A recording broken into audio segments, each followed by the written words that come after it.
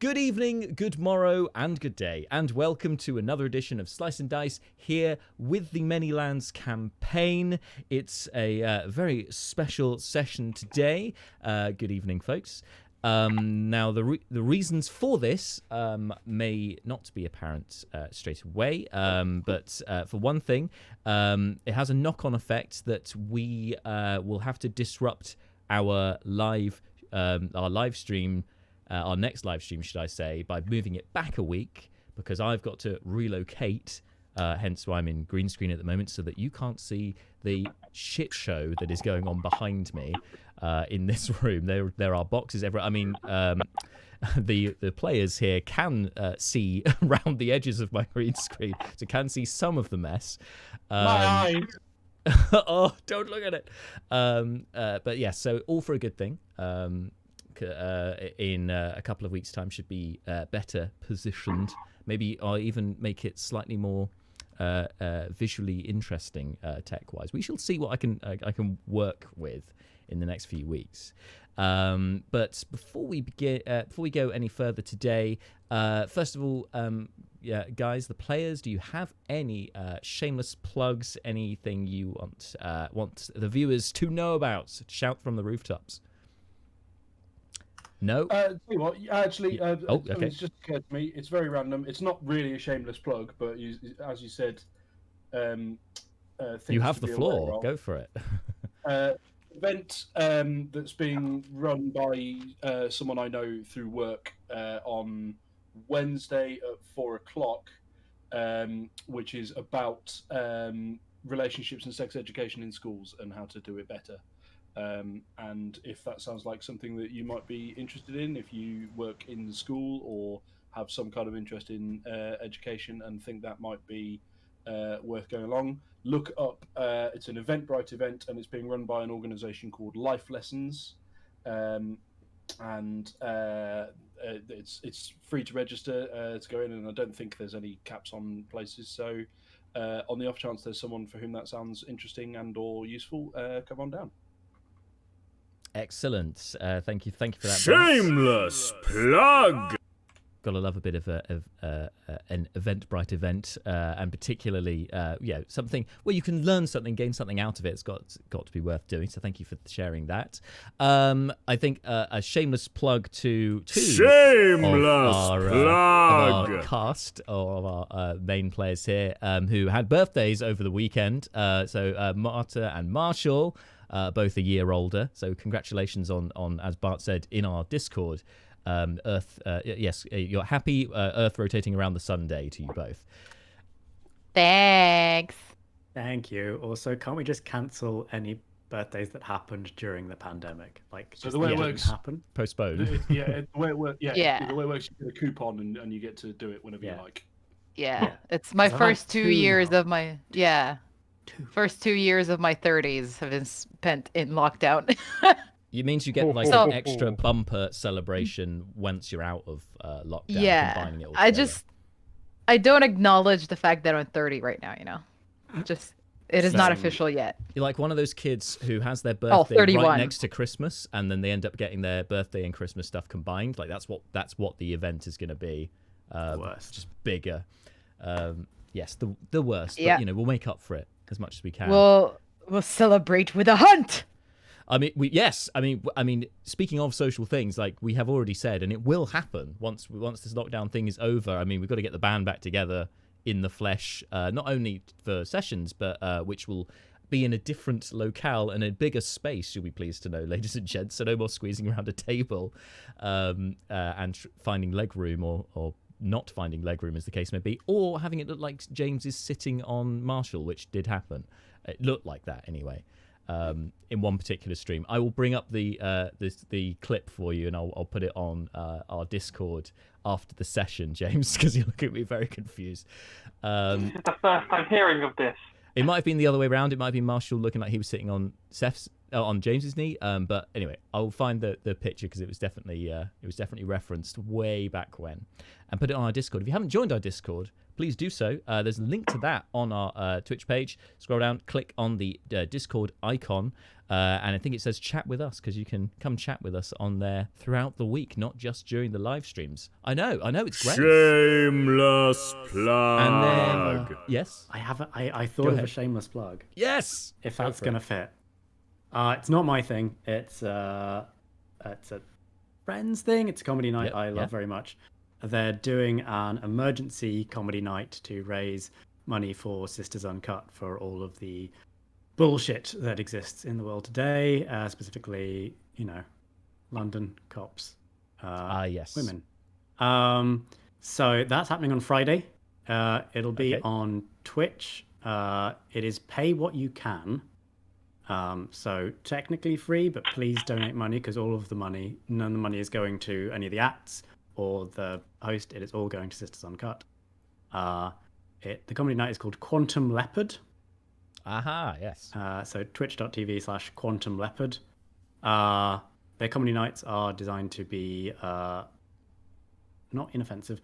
They don't punch down, so no sexism, racism, homophobia, no chav bashing. Tory bashing is fine. Punching up is fine. Punching up is fine. Punching down, no. Yeah. Yes. It's a good general rule to follow. Yeah, and they have all sorts of like wholesome things around like their organization. And it's going to be Friday night at like what time was it going to be? 8:30. 8:30, perfect. 8:30 to 10:30. Comedians doing a Zoom comedy gig. You'll get to hear me laughing because they have a Zoom audience, so that there's actual laughter for a comedy set. Otherwise, it would be really awkward and dead. So my voice will be audible, cackling at things. And if you haven't heard Marshall's laugh, you'll love Marshall's laugh. It's very warming. I've heard Marshall laugh a few times during the stream, and when you really let go, you're like, it's a great laugh. Keep it going, my friend. I'm very self-conscious. Yes, sorry, I made that very cringy, and I apologise for putting you on the spot there. But it was meant to be a compliment. It was just came out in my ham-fisted, awkward way, which I'm sure you're used to over these last 2 years. So yeah, check out that. That's Quantum Leopard at 8:30. Handily, speaking of Friday, we are myself and the guys from The Cage, which is our YouTube series, are having our next sort of roundup of the last 5 sessions, campaign diary, like previously on The Cage, which will be on Friday at 6 p.m. Here on our Twitch. So handily, we'll be finished way in time to then cross over to Quantum Leopard. So happy days all round. I'll be joined by some of the players, other players, should I say? Because I'm one of the players.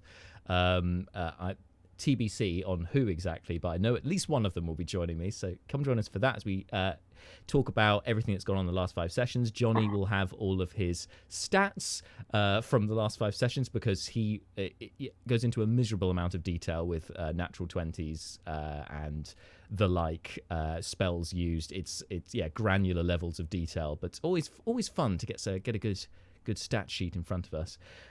Yes, come join us for that. That's 6 p.m. on Friday. Shameless plug. And then I'm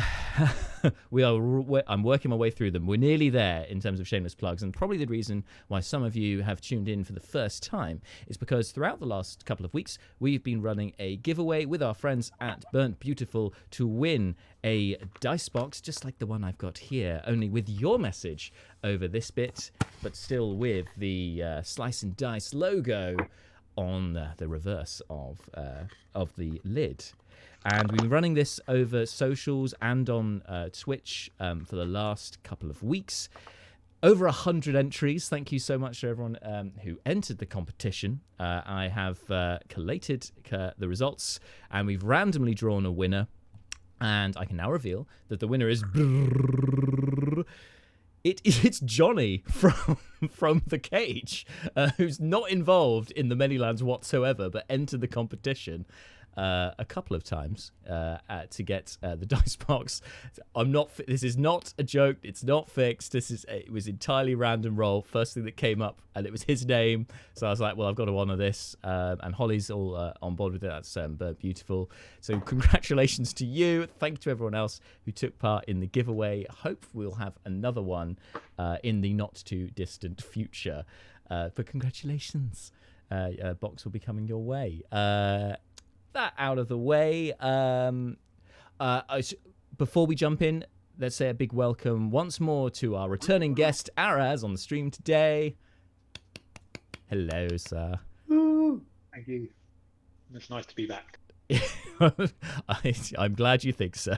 We'll be interested to see what exactly Glaive gets up to when he, remobilizes today at whatever time that should be, when he finally has rested enough and got enough of his essence back to function. He's right. big. He's going to kick your ass. It's a Raz. Amazing. If you can get that written down, and we'll put that in the chat and we'll on Discord. We should have that forever emblazoned somewhere. Maybe we'll put it on a t-shirt one day, but there we go. Okay, anyway, thank you all. So that out of the way, that's quite enough shameless plugs. Shameless plug. Is it me or is it hot in here? Ooh. Anyway, let's jump in with tonight's session here in the Many Lands campaign on Slice and Dice.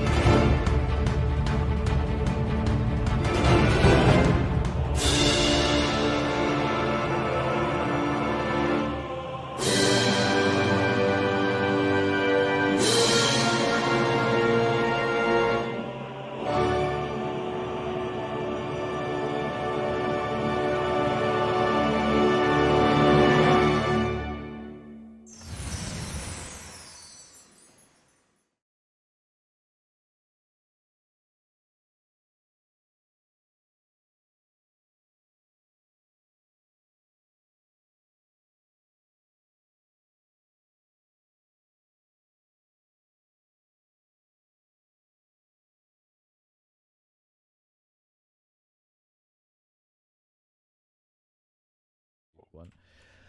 And we are back. So, last time in the Many Lands campaign, you guys were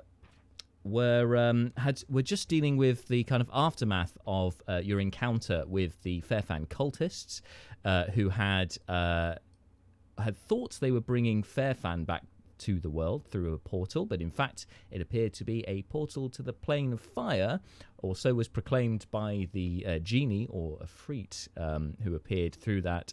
Kadir called himself the Son of Flame, and his minions, some fiery dwarfs, which those of you who were down there ably managed to fight off, although eventually were overwhelmed by Kadir, who then appeared to just get bored of you and think you weren't worthy and left back to his home plane. And you were left with this brass statue, which at this point didn't have a name, but had been animated through the ritual to open the portal, and has since decided that his name is Glaive. And you basically, after Seth looked around for some treasure, because he heard that there were the gold and so on, and offerings to the cult that was stowed down there somewhere, had a look around for it while the rest of you were dealing with more philosophical questions and equally talking about life and trying to teach Glaive about how to live and about the gods. There was a lot of theological stuff that came up as well. So all that was going on, and Seth unfortunately didn't manage to find any treasure of note, but he did find some diamonds on the corpse of the leader of the cultists, who you had learned from Tienan and Turin was named Fulgrim, Fairmonger Fulgrim. But you guys have managed to defeat him, and yes, Seth stole his diamonds, and I believe under the watchful eye of Fleeting Look also took the armor that he had on underneath his robes, which seemed to be very incredibly light, the material that it was made from. Anyway, you went back to the house to try and find Leobrin and Brina, who you'd set on watch because you'd been told that some of the cultists were watching the house as well and may try to make a move if you were all to leave. Were then completely confused by owls that appeared and started bothering you in the house. Turned out they were Leo's familiars, his flock of familiars, if you like. They've been keeping an eye on the place. You also more shenanigans with Glaive, including chasing said owls and destroying part of the banister, and also knocking the sofa which Neris was trying to meditate on, trying to catch an owl. Neris then being bothered by Seth, who had something that he wanted to give to her, to which she combusted quite literally and sets the sofa on fire. Just general sort of just another night really for you guys. It was the potion that you gave to Neris, apologies. Probably the most eventful thing for Glaive was talking about the Eight, about religion, and being given a tome by Malar, which is kind of a basic teachings of the Eight, and setting you homework overnight of writing an essay about the Eight. Very Malar thing to do. But you had some assistance from Brina overnight as well, who gave her thoughts on the Eight and actually kind of offered almost a bit of a counterpoint to what was in the text, meaning that Glaive could seemingly write quite a compelling essay on the Eight. While the rest of you went to bed, Glaive wrote out his essay, and Glaive, you took a particular interest in the goddess Elusha, who takes many different forms and goes by many different names. And because you have only just come across the phenomenon of naming things, this struck a chord with you, and you found this quite interesting. When morning arrives, Glaive finished his essay. He pulled an all-nighter, but unfortunately then had to power down after finishing the essay. And so in the morning, Neris has some time to herself to get herself together away from the disruption that most of the party brings, in particular Seth, who was then next to awake. And not long after Seth had awoken, there was a knock at the door, and you were greeted by Jackman Winklebottom, who had arrived to make good on the discussion you guys had when you rescued him and the other small folk from the Eyrie. Inquiring basically about purchasing your house in Hilberg, or renting it out at least, to then turn it into a pub, which you guys are welcome to stay at when you're here. But just a little earner for him, for yourselves, and especially now that he is short of one pub, he could do with a new one. And he was also interested in perhaps acquiring the services of your new metal friend. As a potential bouncer, because nobody wants to mess with a 6-foot hunk of metal that can talk and grab things and look fearsome with a 10-foot glaive. You know, nobody's going to mess with them, right? And that was kind of where we got to. As part of the negotiations, Seth, you had said that you wanted to get Jackman to get Greenblade to give you the bone dagger, which was, of course, the item they had put into hiding because they gathered that the Red Mages were after it, and it seemed that the Manticores were looking for it. So that was where we got to, where you had proposed to Jackman that if he were to get Greenblade to give you the dagger, that would be useful for what you have planned. So, I guess we should pick things up from well, somebody who's been neglected for the last couple of sessions because they've been off in a completely different space altogether. So, over to the Eyrie, where Brucon, you've been training with the Aarakocra, learning to use the Tontha, yes, and obviously getting some more monk training, which is never a bad thing for a monk. It's always good to keep in practice. And of course, over the last day, you had noticed Master Talon had gone down to the lake. She'd used a particular sort of copper bowl and kind of it resembled a mortar and pestle, using the instrument to rhythmically kind of chime with the bowl, putting some water in the bowl. Seemed to be some sort of highly codified behavior going on there. Is there anything else that you wanted to do during that day? I know you were keeping an eye on the Dragonborn, but hadn't managed to glean anything of note from them so far. Was there anything you wanted to do for the rest of that day, should I say? I mean, not especially. Training, Cool. Keeping an eye on the Dragonborn and taking in the delightful scenery and inspecting all of the interesting rocks. And there are a lot of interesting rocks. Just fine. Particularly the floating lump of rock in the very centre of the Eyrie, floating 30 feet in the air. That is quite interesting. Yes, that would be high on Brucon's list of things he wants to know more about. Yeah. It's very difficult to access it, of being that it's hovering above the lake, but it's certainly something you could inquire about. So anyway, the rest of your day is pretty uneventful, fairly stoic existence, fairly Spartan existence, really, of these Aarakocra monks. But you've done your basic training, and then come the morning, first light of the morning, in fact, which is incredibly early for Brucon. He's not, I gather, a morning person, so the fact that you have to wake up because of the sunlight streaming in through the top of the Eyrie, and due to the activity of these early risers, probably wasn't very welcome. However, you notice that the same group of Aarakocra you recognise from the previous day are heading back to the same spot to start practice. Are you going to be joining them, or not? Yeah. All right, cool. Well, if you head over to join them today, you pass the Dragonborn on the way, noticing there are still 2 Dragonborn here with their wyverns. You recognise the kind of captain, if you like, of those guards. The one who spoke to you before said, "I like this dwarf." You recognise that one in particular. He just kind of nods over to you, kind of sullenly, but keeping an eye on you. Clearly early for him as well. And today, as the Aarakocra are starting their morning kind of salutations, just after that has happened, they then start to split off into pairs, and it looks like they're sparring together.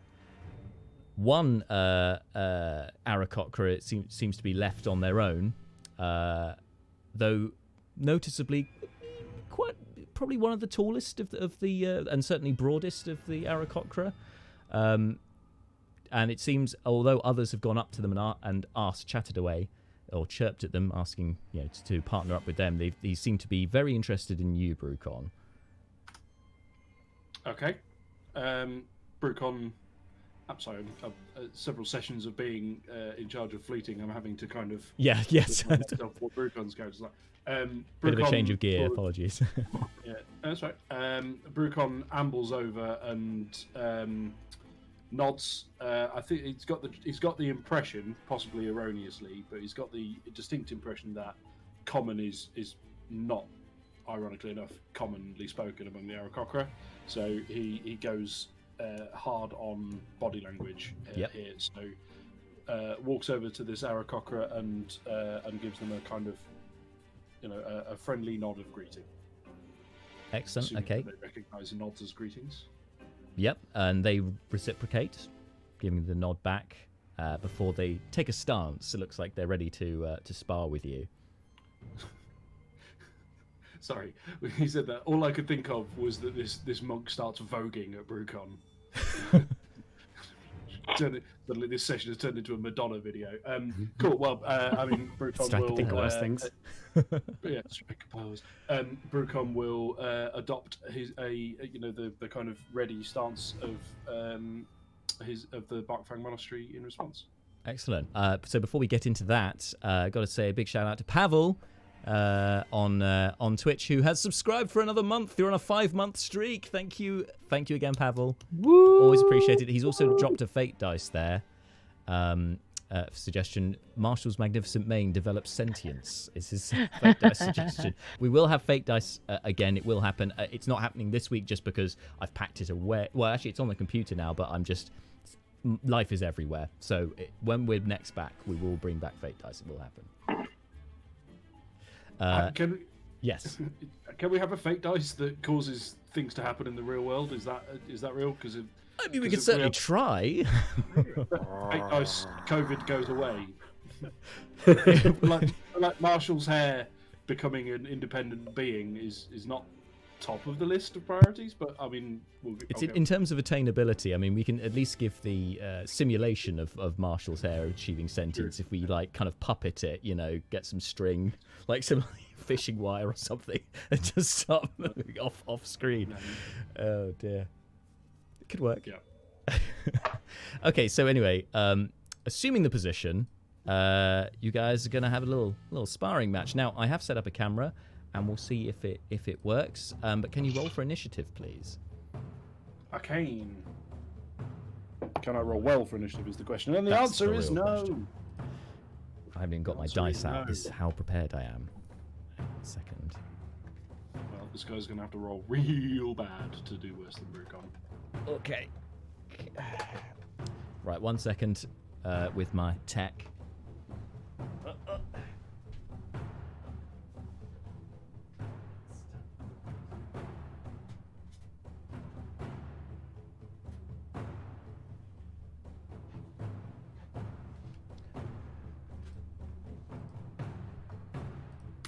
There we go.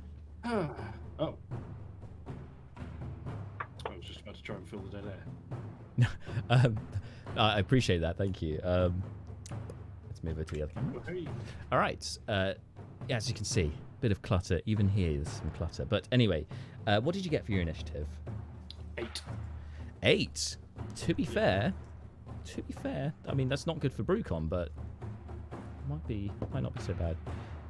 Okay, that's a 19 on the dice. So yeah. Yeah, I knew it. I really teed that up, didn't I?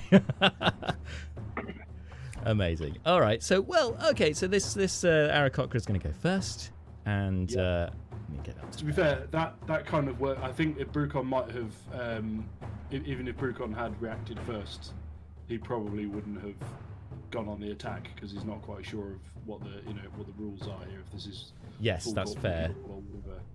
What are the rules of engagement here?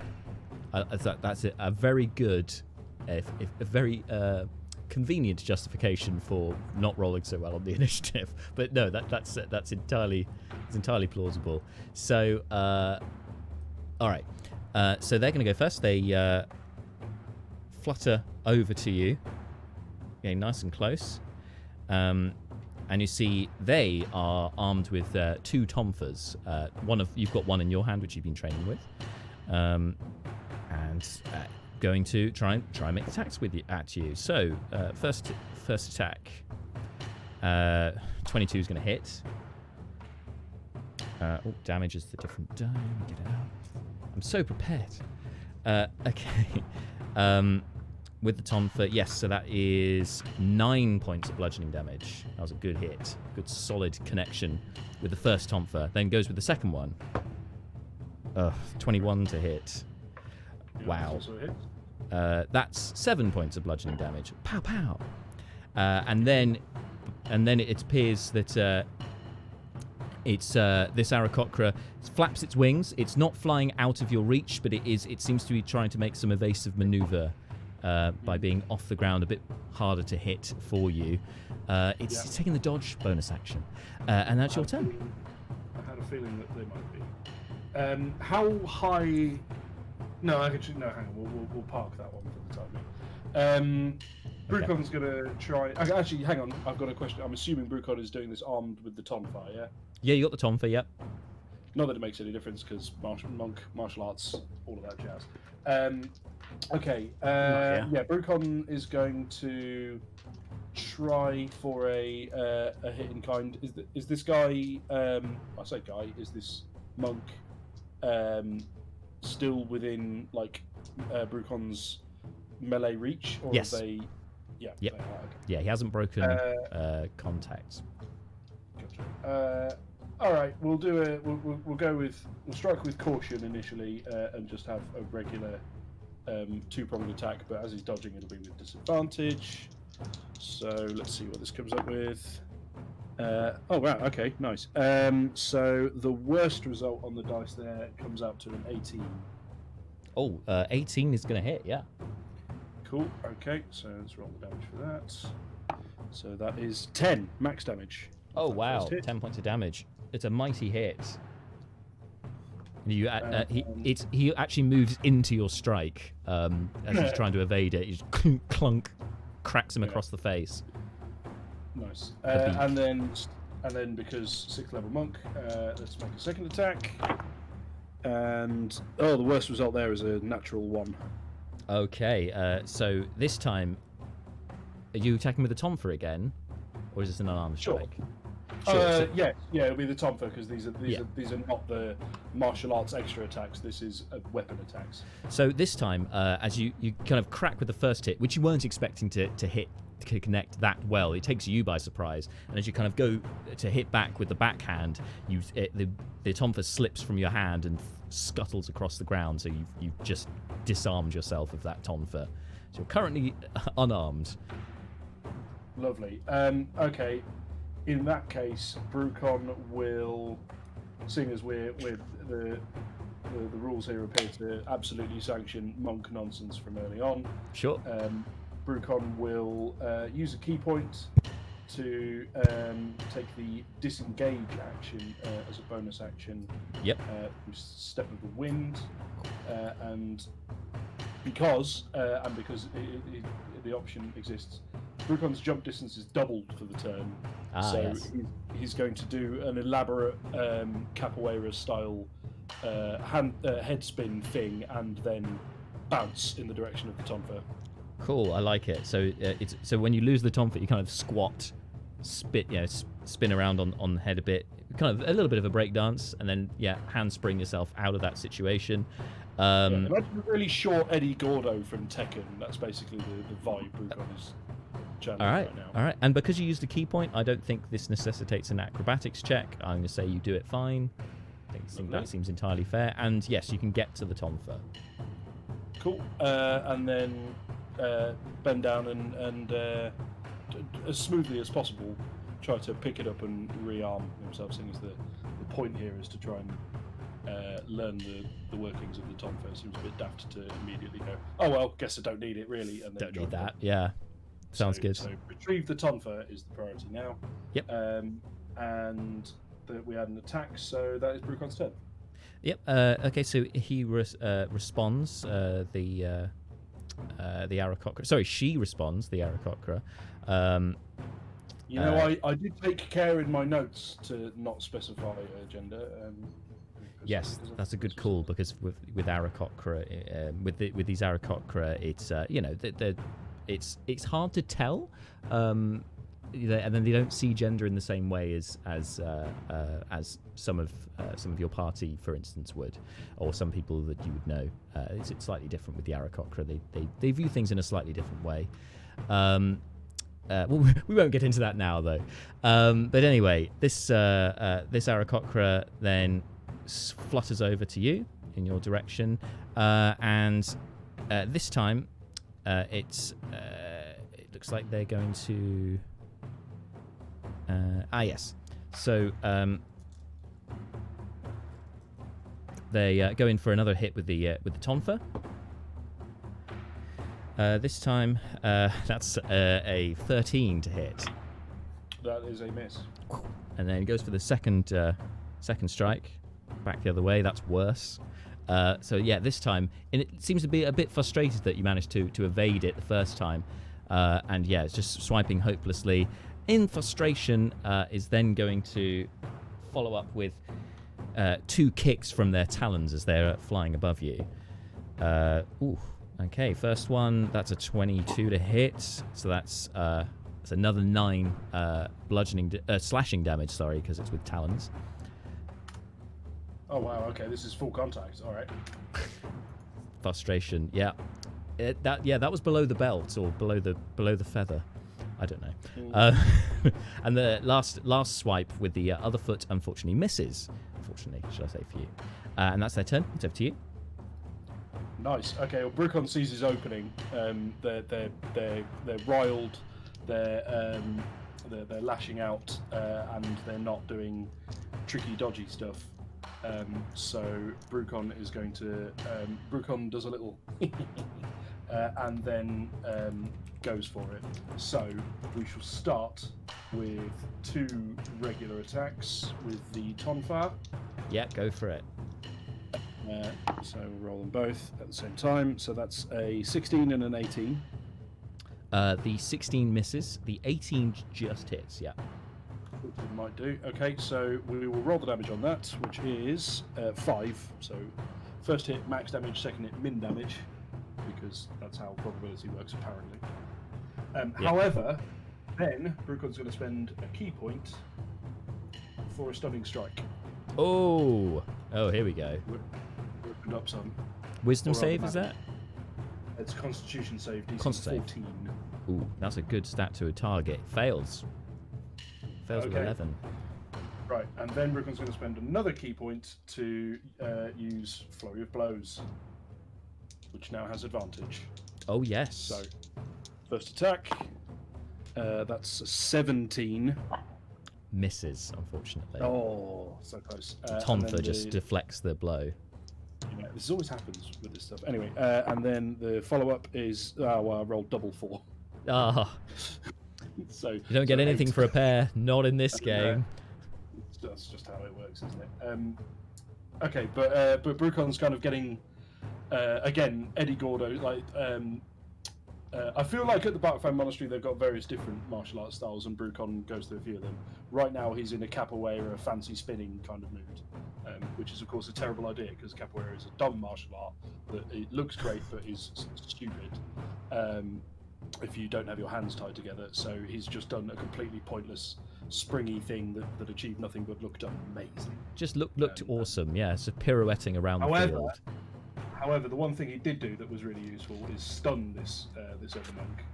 So that, Yes, and that's until the end of your next turn. Brucon's next turn. Yes. Which, because I don't have my reference point here, the stun condition, what can they do on their turn?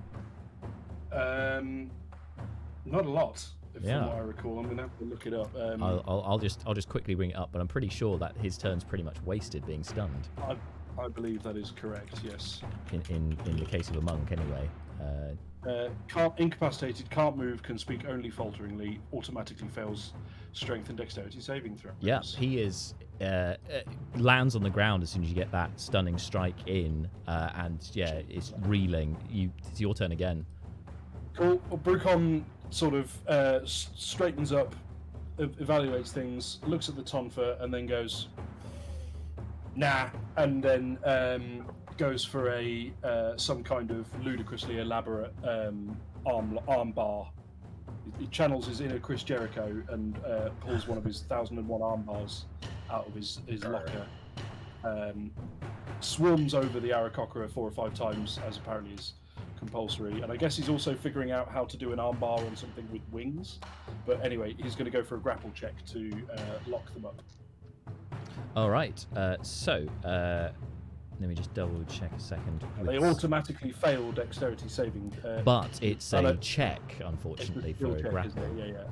So, okay, so yeah, so I can't see anything on here about the check, so we just do it as normal. Incapacitated. Yeah, incapacitated, can't take actions or reactions. Can do. It doesn't say anything about checks, Oh, so yeah, I think okay. that's fine. Yeah, interesting. Okay. Yeah. Stunned but not. I will say which because makes you've. sense. So, I think yeah. Let's do that. So you can make the check. Attack rolls against the creature have advantage. This isn't. This is it's a special kind of attack. I'll say for the purposes of this, you can have advantage. Yeah. Lovely, thank you very much. And it's an athletics check.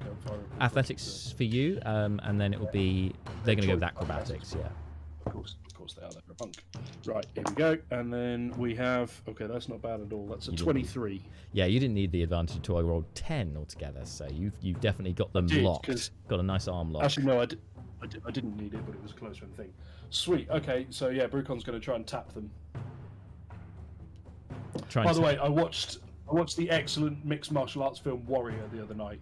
It's part of what in my head. Brucon is currently Joel Edgerton in an intensely emotional encounter with his brother Tom Hardy. Yes, I mean, really good film, by the way. Highly recommended. I'm just imagining Tom Hardy now with a beak, and there's all kinds of weirdness happening. It's yeah. Things he's done in his career, I'm sure. Indeed. So you've got it grappled in an arm lock. However, it's the Aarakocra is going to try and respond, try and wriggle out of this one. It goes to kick you with one of its legs. No, there's a 3 on the dice. Second attack. This time, going to try and hit you with its wing, kind of hit you around the head. 20 to hit. Well, that is a hit. Well, and that's maximum damage. 10 points of bludgeoning damage, and going to dump a stunning strike in there. I'll say this: this person, they hit hard. When they hit hard. Yeah. Brucon is now bloodied. Okay, so Constitution saving throw for the stunning strike. So let's see what we come out of this one with. Okay, that's a 23. Oh, yeah. Exceeds by miles what you needed to get there. So not stunned. Brucon feels them go for the pressure point and is kind of like, I drink far too much to feel those nerves. And then just bonus carries on. Yeah. Just holding on, and a bonus action, it's going to make one more unarmed strike, this time with its other leg, kind of sweeping low with its leg this time. That's an 18 to hit. And an 18 is a hit, even if we were, and I don't think we are, counting the Tonfar bonus. Not yet. You're still in training, but that is a hit. Minimal damage, so 5 points of bludgeoning damage, and one more stunning strike. Yeah. Going for the key points this time. Yeah. That is a 17. Succeeds. Yeah. Again, you feel you feel the energy. You recognise the flow of ki trying to be disrupted within you, but you manage to call on your dwarven fortitude to fight it off. Yes. And as you go for your turn to continue the fight, you see the instructor fly on over and just start to kind of prise the two of you apart. Or attempts to. You don't have to let this happen, of course. They're going to try to do that. I mean, if they're official and this is all supposed to be friendly sparring, then I think Brucon would. He doesn't know the rules here. So if someone comes in with, I don't think Brucon would try and like he's all fair in love and training. He's fine with it. So yeah, he will release and kind of roll back and get into a ready position, but not like he's not thirsty for blood or anything. Fair enough. That's good call. Although that hurt a lot. I mean, you both look pretty beaten up. The Aarakocra has some severe bruising around one of their eyes from where you hit them with the tonfa pretty hard. It was a good spar between the two of you, but you see the instructor seems to chatter in the ear of quite loudly in the ear of your opponent.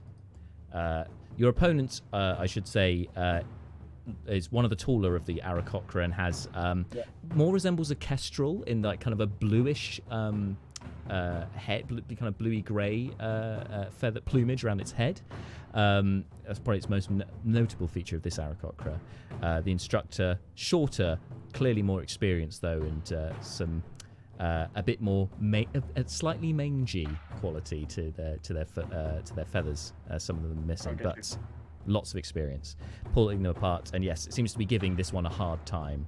Eventually, the kestrel the kestrel bows to you respectfully, and then it's kind of chaperoned away from you, leaving you. Brucon bows back and then sort of goes, "Oh, okay, yeah, that was man." He does it like kind of for the initial period, like when we're doing the bowing and all of the ritual stuff. Brucon's kind of like, yes, maintain form, show respect to your opponent. Once they've like turned around and left a bit, he does that kind of slightly exaggerated old person, like, "Oh God, yeah, that hurt a bit actually." And he's going to walk over and sit down to have a short rest and throw lots and lots of hit dice at his health, because it's not good, right? Yeah, by all means, go do that. As you walk over to some more comfortable looking rocks to sit down on, to perch on and take a little rest, you walk past the Dragonborn and you hear them snigger as you walk past, noticing that they had been observing you during the fight.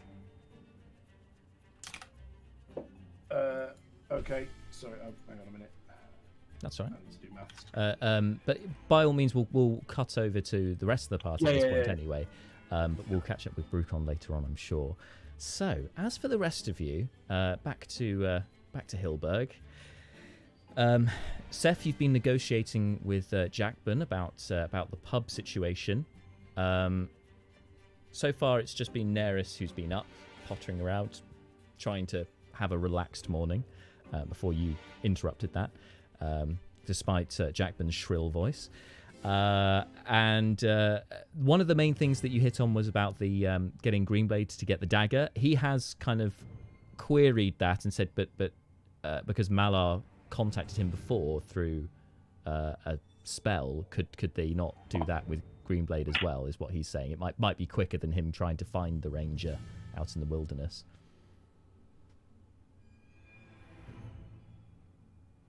Sorry, I didn't realize. Sorry, yes, Seth. Seth, yes, you've switched off during the negotiations because it was getting a bit tedious, but you do prick your ears up when Jackburn mentions, surely it'd be easier if you were to, get Mr. Shadecreek to use that spell he did to talk to me in my head. Could he not do that to Mr. Greenblade as well? We did. He said no. Well, far be it from me to tell a priest of the Eight to what to do, but I guess I'll see what I can do, but I can't give you a guarantee on time limits. This ranger is particularly, he has a bit of wanderlust, He's quite hard to track down sometimes. Very good at tracking, mind, but I'm not a ranger myself. It's not really in my area of expertise. What if we contacted him again to meet you, so you could try and explain to him? Well, now you're onto something, Mr. Seth. That sounds like a very good idea, yes. Where would you like us to meet? Here, maybe. We'll wait till Malar wakes up and he can help in making the plans. He's persuasive? Yeah, he's sometimes persuasive. Okay. Well, in the meantime, you don't mind if I take some measurements, do you, of the space, just to get an idea of where the bar would go? And you go ahead, relax, make your measurements, figure out what you want to do with the place. We've got a few things to do today, so stay here, make your plans. Excellent. Now, Neris, what have you? Obviously you've been pottering around trying to make yourself breakfast stuff. Are you just like sitting down at the table where these guys are, or are you deliberately avoiding them? I'm just at the table as I was before Jackman showed up. I keep cleaning my blade. Oh, you were cleaning your blade. That's right. Well, as you're cleaning your blade, you then feel the whole table shake a moment. Because I think you had your feet up on the table as well, and just hear just kind of shakes your feet, and you look over, and this Jackman holding this tiny little chest, a much larger chest, has now appeared on the table. Which he's then helps himself to and opens, pulls out a yardstick. So it seems. And he just looks in his direction with like the slowest side eye. just like completely disinterested in whatever he's doing. Like just he's disturbing her peace right now, Yeah. and this is not something he wants to be doing. He does notice you giving him the side eye, and he just adjusts his crescent moon glasses. Morning, Miss Daris, and then just continues on with what he's doing. Go away. Right, I didn't hear that, and then continues on. Upstairs, Malar. Probably around this time, I guess you'd be waking up, doing your morning rituals, whatever they should be. I'm sure Malar will sort of spend a small amount of time in prayer, and then he'll head on downstairs and sort of, greeting all. What a glorious and radiant day. Pick up an apple and just, probably 2 apples, and just pop them in and chew them out, sort of thing. Mr. Jackman, and how are you today? Mr. Shade Creek. Sorry, Deacon Shade Creek. Very well, thank you. I've just taken you up on the talk you had before about perhaps making this my place of purveyance. It's a most intriguing proposition.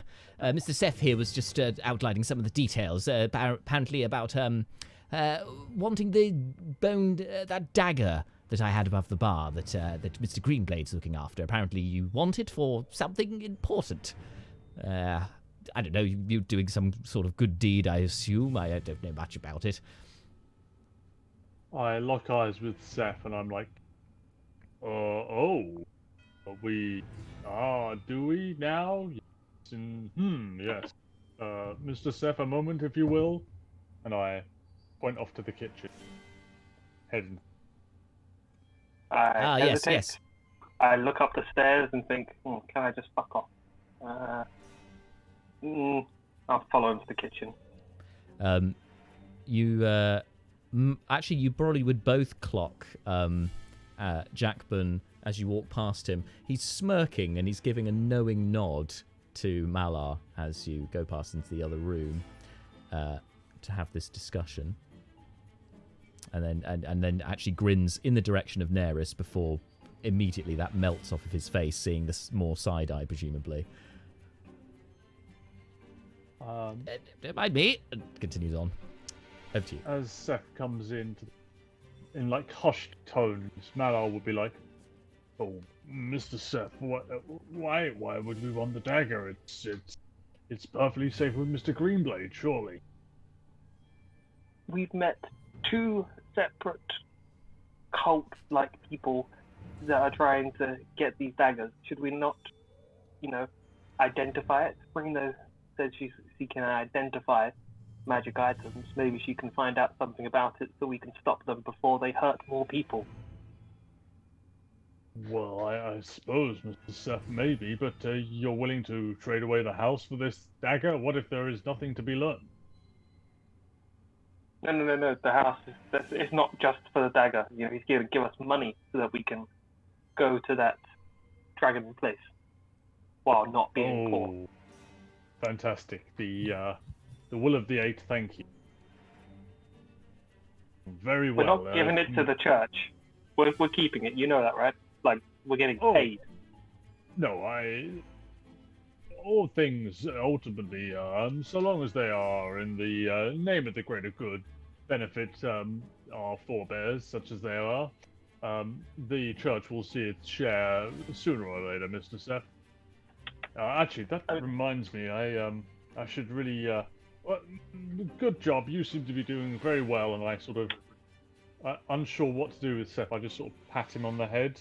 I must go and see to some business. Good job. And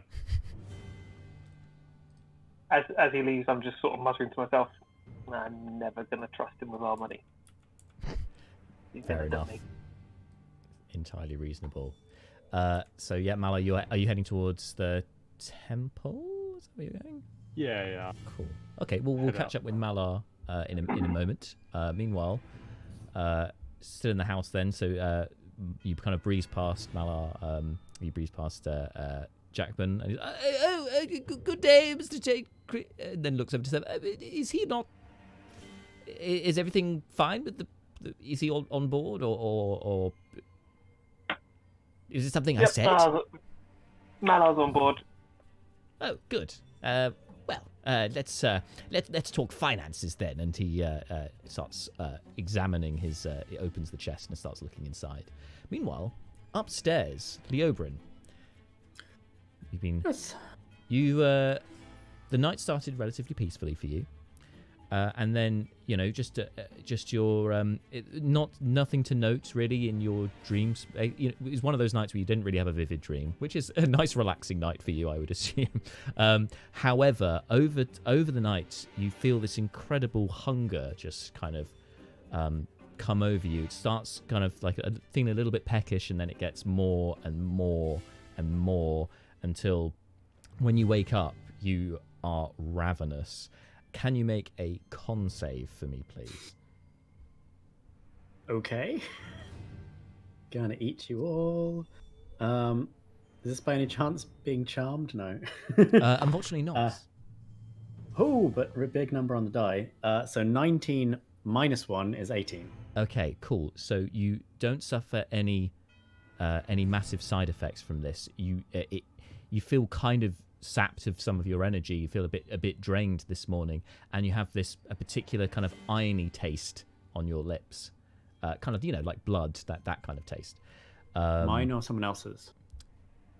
You're not sure. I mean, you check. I mean, you can check. There's no blood there, but you've just got that taste in your mouth.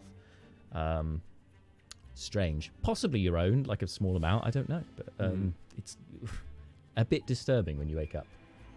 Entirely possible. There's someone who clenches their jaw. I tell you what. Would you like? Why don't you make a medicine check? Give yourself a proper examination. Okay. Yeah. We will check that out. I'll use the other d20.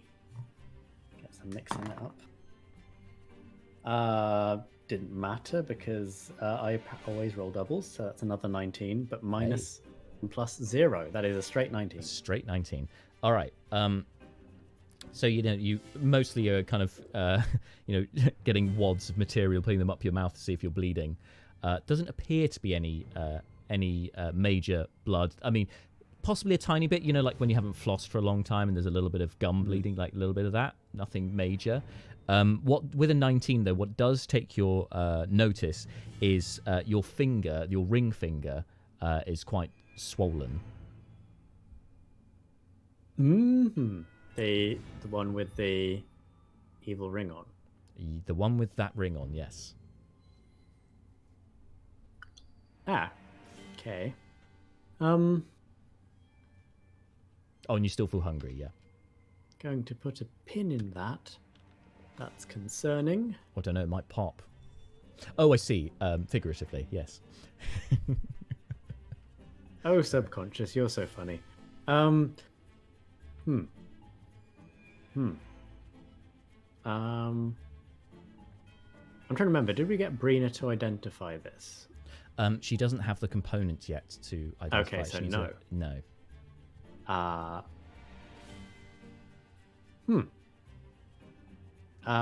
Leo tries to take the ring off. Make a. This will be a strength check. Oh no, I'm better at those. 9. It is not budging. Like you're gonna need a lot of soap around this or something. It is tight on there. Okay. Right. Leo is going to freshen up and then head down to the kitchen where we hopefully have butter. Yes, there is some butter. Yep, He's on going the table. to butter up his ring. And Neris is tending to her swords. So I don't know if she has any oil, but But yes, you can butter up your finger if that's what you choose to do. Worth it just to It's see more Bart's for face. show to keep people away from her. Oh, I saw Bart was gonna break, so I had to say something. It just keeps getting worse. you look hopefully over to Neris, who appears to be tending to her swords, but it appears that yes, as she says, it's really for show. She has a cloth and that it's not really doing anything. It's apart from making a little bit of noise. So yeah, you go for the butter. And making it shiny. Make it a little bit shiny. Yeah, buffing it. Little with, shiny. A little polish.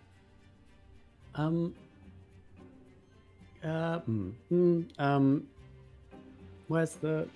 We have butter, oil. Yes. I'm assuming we do have some kind of grease available in our kitchen. Yeah, you got some butter and Yeah. yeah, you could or lard. You could use that. Trying to get Some that chilled on, butter. and then Neris, could I borrow your hands? Excuse me. This ring is if you could just grab, and I'm going to pull my arm, and if you could pull the ring, I'd like to try and get this off. Neris would like to have a look at this ring, like do a perception check on this ring or some other check. A check. What is it? Find out more. What is it? I'd you're like trying to see if it looks. Well, is there anything that stands out? Is there? Do I get Okay. any kind of funky feelings around this ring? So you can do investigation or arcana. Let's do Arcana. Yeah, Let's do you're a Arcana. sorcerer. It seems appropriate. Yeah. My best one, but you know, God damn it, I have everything maximized. never get to. If you want me to do Hey. an Arcana check. That's 18. Oh, nice. 18. All right. So Neris, there is definitely something magical about this ring. You would have probably gleaned this already, that there is a magical quality to this ring. But yes, there is, just as you kind of examine it, pass your hand over it, there's something that gives you a bit of a chill up your spine. It feels a little bit, there's a malevolent force around it of some kind. Where'd you get this ring? The Manticore. Why would you wear a manticore's ring? Or a ring you found on a manticore? Was magic and seemed to make me a lot more resistant to damage, to be honest. I'm getting a funky feeling over this. So if you all of a sudden start, turning evil or killing things or whatever, Yes, that's why I'm trying to pull it off. Right. So if you want to You'll be grab the ring, chopping it off if need be. I would prefer not to. When she says chopping it off, Seth just sort of moves behind a bag of dagger goes back in the sheath. And there is just like While you're talking to just Jackman. motions him to sit down, but like with the sword as if it was like a little like no, just like because I'm just here like brandishing a sword. Like, you want to chop it off? On the words "chop it off," Glaive, you reactivate, having long rested, and yes, you hear talk of blades, and this seems to rile you into, well, not rile you. It seemed to rouse you for some reason. Question. He's going to get up and pick up his glaive and go over to see if he can help. No, we're not cutting it. We're just trying to remove the ring from my finger without cutting my finger off. Now, let's not discount it. Neris Hang is- on one sec. Mala, Ner- can you reattach fingers? Mala's gone. He's left 10 minutes ago. I tend to faint at the sight of my own blood, so if we could not, that would be wonderful. Is somebody The Neris bleeding? is- Brina scuttles over from the sofa she was sleeping on. Neris Okay. just widens her eyes as Glaive approaches, just like unaware, like what she just started. There's far too much enthusiasm for cutting people. Attempting The- not to cut anyone, So especially not me. sheathes her sword and is like, okay, stand down. And then basically acquiesces and sort of tries to help Okay. get the ring off. You're going to try and yank it off, Neris. Yeah. All right. Yeah, make a Just, well, strength that check. was the request. Yeah, that was the there we go. request. Yeah. Right. I mean, With you two asked to of do us it. If that's what and you want to do. You do it. butter, Bit of I buffing, mean- yeah. Least advantage. It for the purposes of this, it's not going to incur advantage. It may affect the DC, but it won't incur advantage, unfortunately. But considering there's two of us, is it not the help action? Well, no, because you can't help her pull. pull it I'm off. pulling this You way. can pull the other way. And Neris is pulling but this that is way. quite, as you probably know from real life experience, this doesn't always help. 12. So it's not the worst roll, but 12. You know. So, all right. There is some give. It slides a bit up the finger, and Leobrin, for every millimeter that this moves, it feels like 20 knives are scratching into the finger, like all around it. You're like, it's flinching with pain, and you take 4 points of piercing damage. I'm alive still. Nearly He's fainted at the sight of blood. conscious. Yeah, but it moves a fraction up the finger. Okay, possibly cursed. Possibly cursed. That appears to... Is it bleeding, or does it just feel like that? You can see, yeah, there's there's a little bit revealed now from it moving. You can see it's been scratched. It's like, yeah, being dragged, like claws dragged across the area. So you can see these little red streaks. Possibly very, very, very likely cursed. It appears to be piercing me. Brina? Okay. How long have you had this? Marshall has been away for many sessions. I have no idea how many days have passed. That's true. I think it's only like 2 days since the Manticore thing. Yeah. So maybe, yeah. Okay. Oh. I've answered my own question. Check time, everyone. Oh, okay. Well, I could. Malar had. Maybe Malar could do something about this. I think he had. I think he probably has a spell that I don't have. We need something like Dispel Magic. I don't have that. I know of it, but I don't have it. Sorry. Oh. Okay. Oh, unless it's a curse. You said it was a curse. Well, that's a different spell entirely. I don't Seems think I more have... like a curse, considering Yeah. it's just an object I put on, and no one cast a spell at me. I mean, if I only had the components to do Identify, I'd know exactly what we were dealing with. I hope. Let's go buy the components. Marshall's meta knowledge says no, it doesn't. Yeah. Yes. It's yes. Okay. Let's get you that then. Seth, should I just wait here, or should I tell you what, Mr. Seth? Why don't I draw up the payment schedule, see if it's agreeable to you, and the proposal, should I say, how much up front, and so on and so on, and you can revisit it when you get back. Sounds good. Excellent. I'll make myself at home. Though I won't put my feet up on the table. Not as long a legs as yours, Miss Neris, so probably not. Neris like stares at him again, like he's just the scum of the earth. Right, good. Pleasure as always. Ta-ta. And she like snorts after her, and she's like, So you guys, looks like, are you all heading to the market? Glaive, are you going along as well? Or? Yeah, he'll go along. Before going on, he's going to go and hand his homework and the book back to Malar.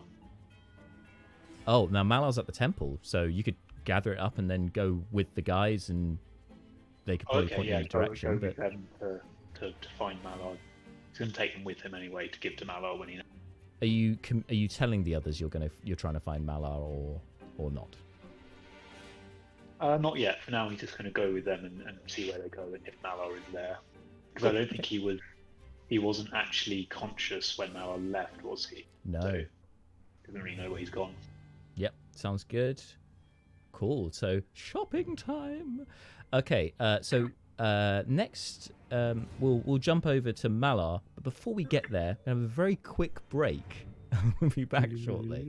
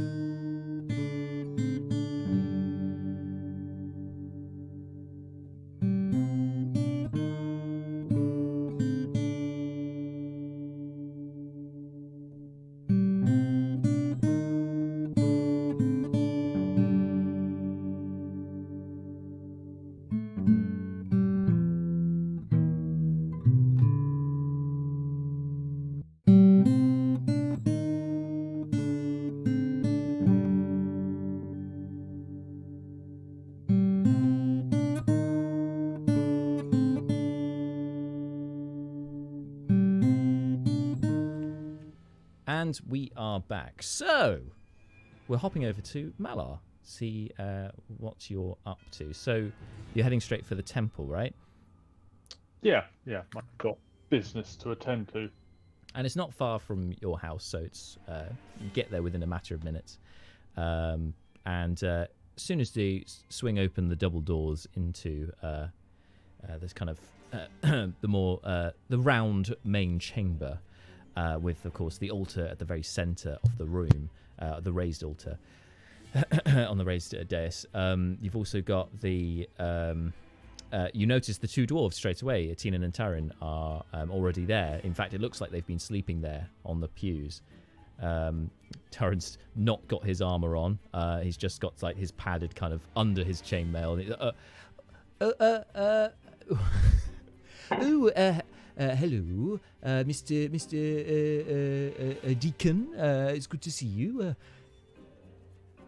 Have you come for the Our Lady? Oh, I have.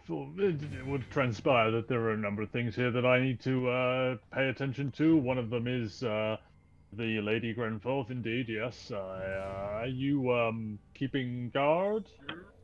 Oh yes, my brother and I. Yes, we that's what we're doing. Aren't we, Atinan? Yes, Taran. That's exactly what we're doing now. Now, Mr. Shade Creek. We should thank you for your hospitality last night, of course. For having us, and obviously for your assistance with the cultists and whatnot. But anyway, as we discussed, the lady is here, and we've talked to to that priest. You know, what's his name? The Ventrix, I think. And he he said he was waiting for you because he had something for you. So. Floor is yours. Fantastic. Big clap. Then excuse me, I must away. And I will beeline to the back of the... towards the vestry, yeah. Vestry, that... Churches have... fancy names for fancy things. Not so fancy. But yes, the back room. And you, the door's closed.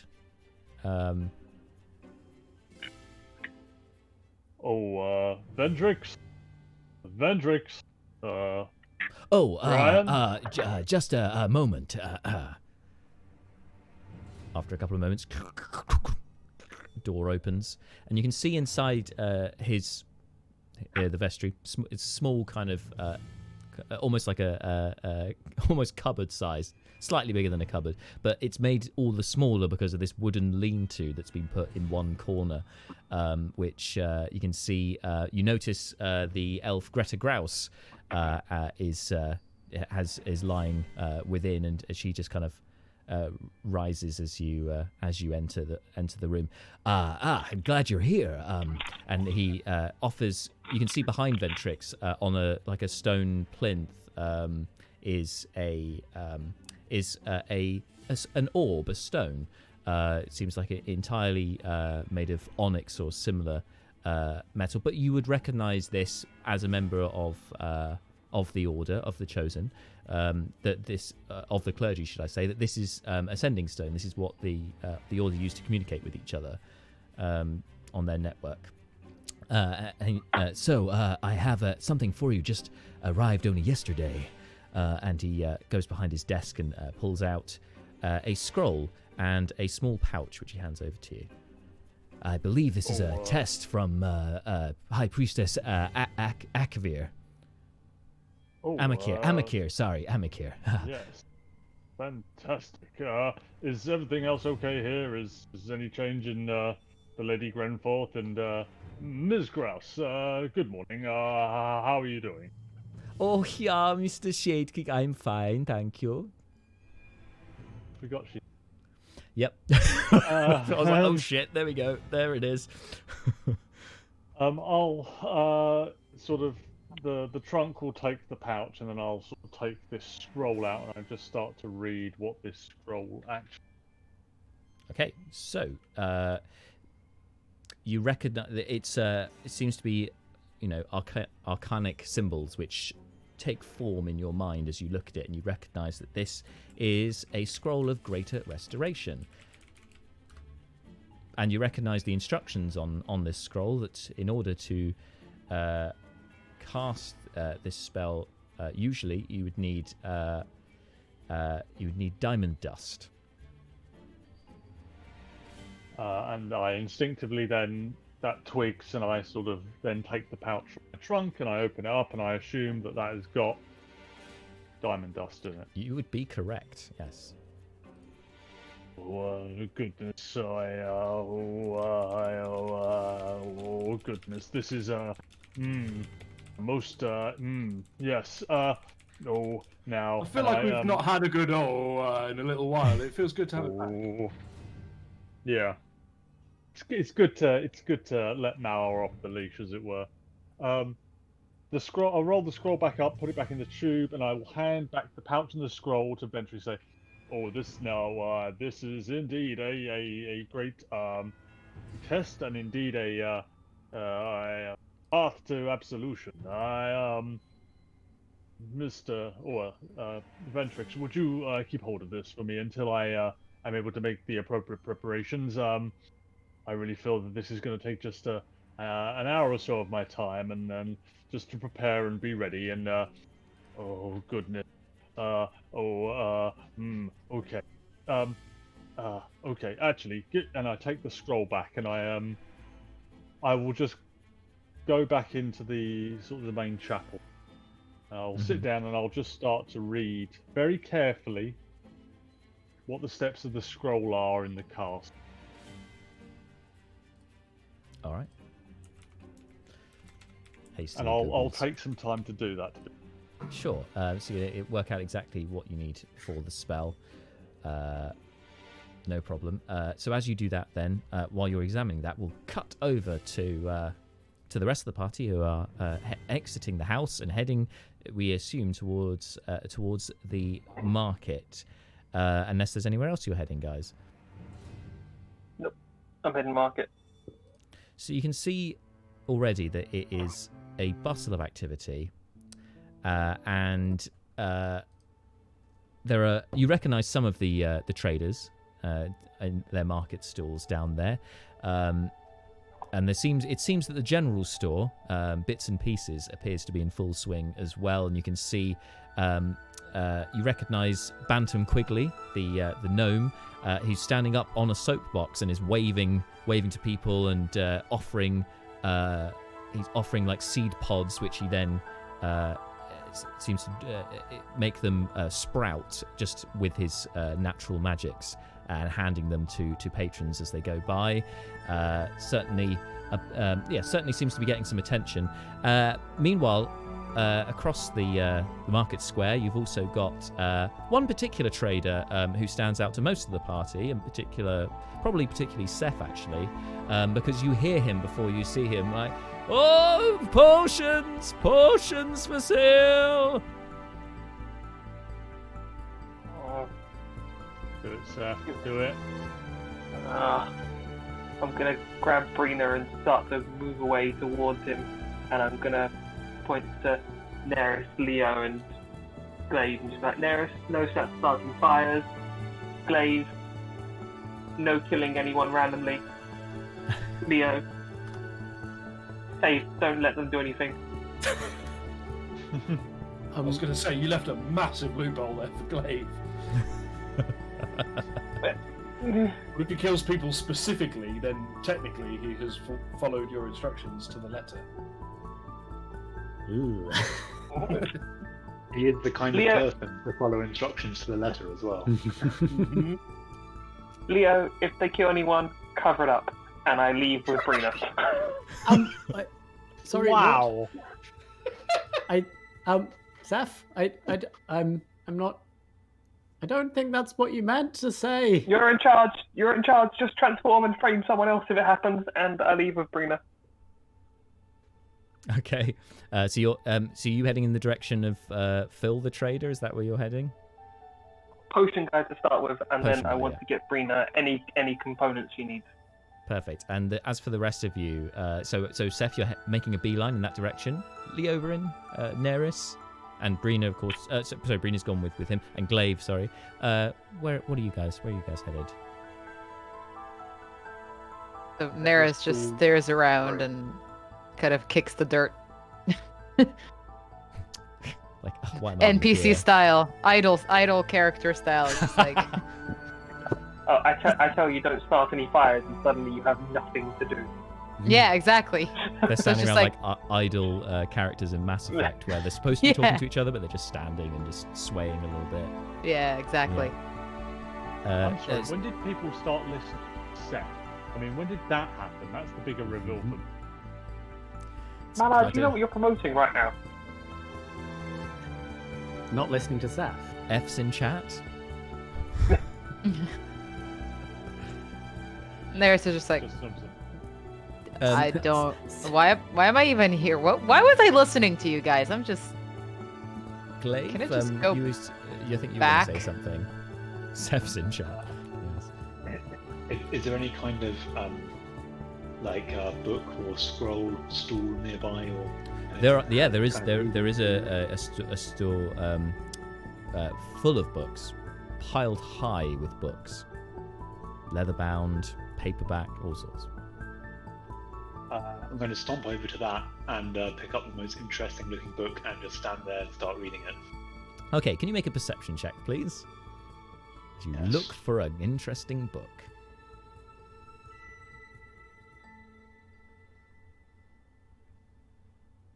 That is 11. 11. Okay, so the book that catches your eye is the largest tome there. It's twice as big as the other books, in fact. And as you go to pick it up, it's quite weighty, and the storekeep, the peddler, kind of looks over to you quizzically. Excuse me, you. And he's just lost for Yeah. words. Yeah. Neris just stares at that going down. And she's like, nope. Then turns around and starts going back towards the house. Great. Okay. We'll catch up with Neris later on. Sorry, Greg, go ahead. That's it. He just says yes, waiting for the guy to carry on. And if he doesn't, Oh, it's he that just kind of- awkward silence. Okay. Yes. He just keeps staring at him for like 30 seconds before returning to his I mean, you reading. can see this fellow is trembling. This is a human, kind of slight stature, and clearly has not seen something like you before. But then most people haven't. He even he takes off his glasses. He's got quite thick glasses on, quite thick round glasses. Gets a bit of cloth and wipes them, puts them back on, and then ruffles his hair. As I was saying, just you can have a browse. Just don't walk away with it, please. Thank you. Returns to his reading. Okay. This book is called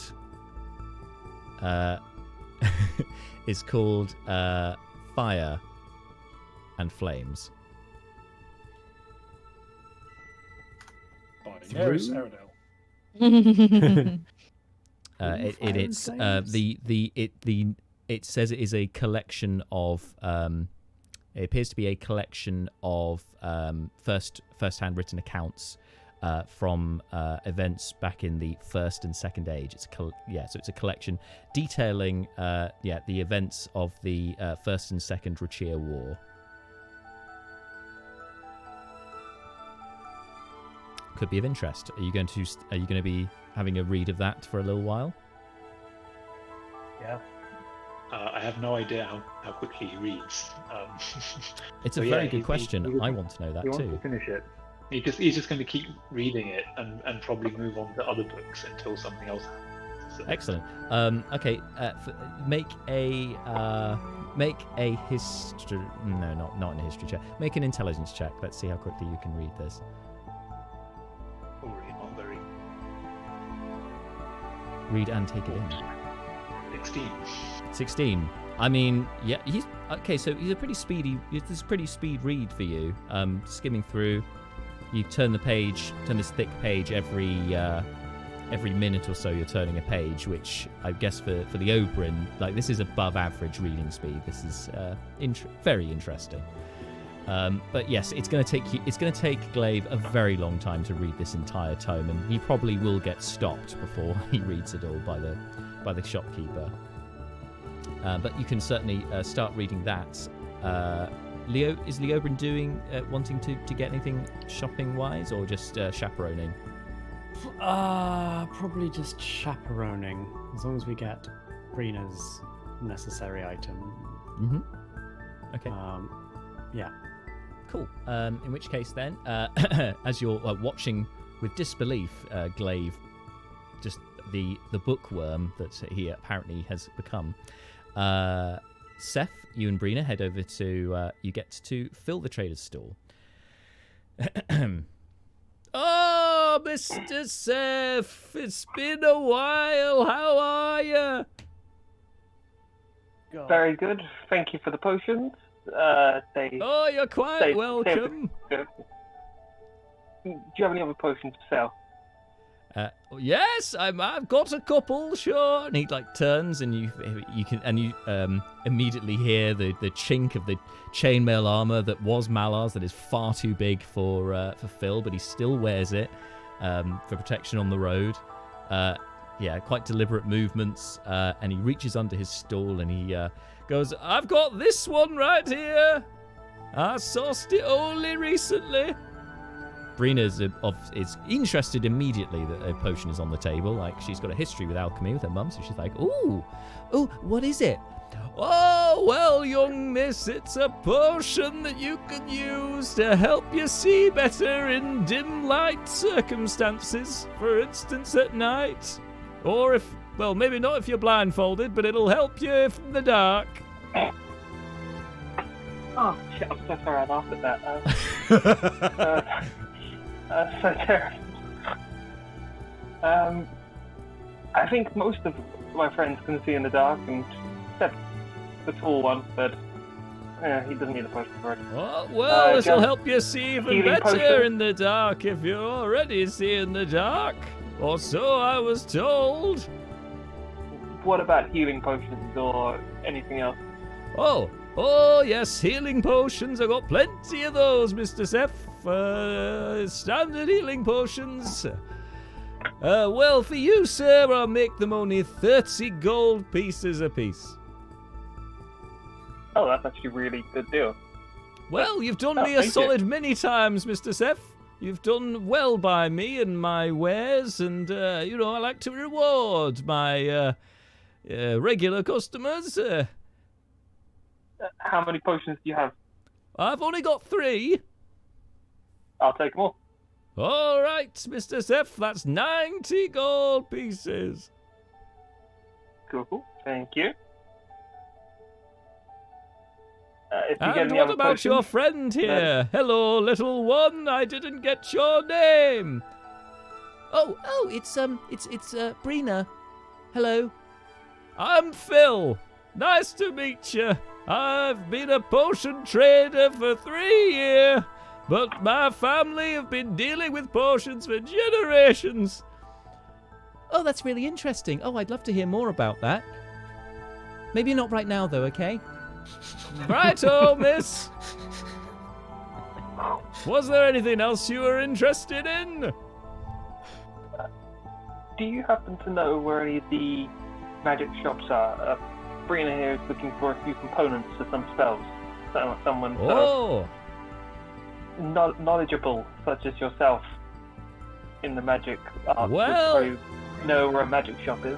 Well, I believe most of the magic shops are in the capital, in Rundar. However, we do sometimes have the odd item that we trade. I know on the market here, the halfling, Hugo, I think his name is, he was missing recently, but he's back today, and he sometimes has magical items, and for sale and other trinkets, and I occasionally get a couple of things myself. Was there something you were interested in particularly?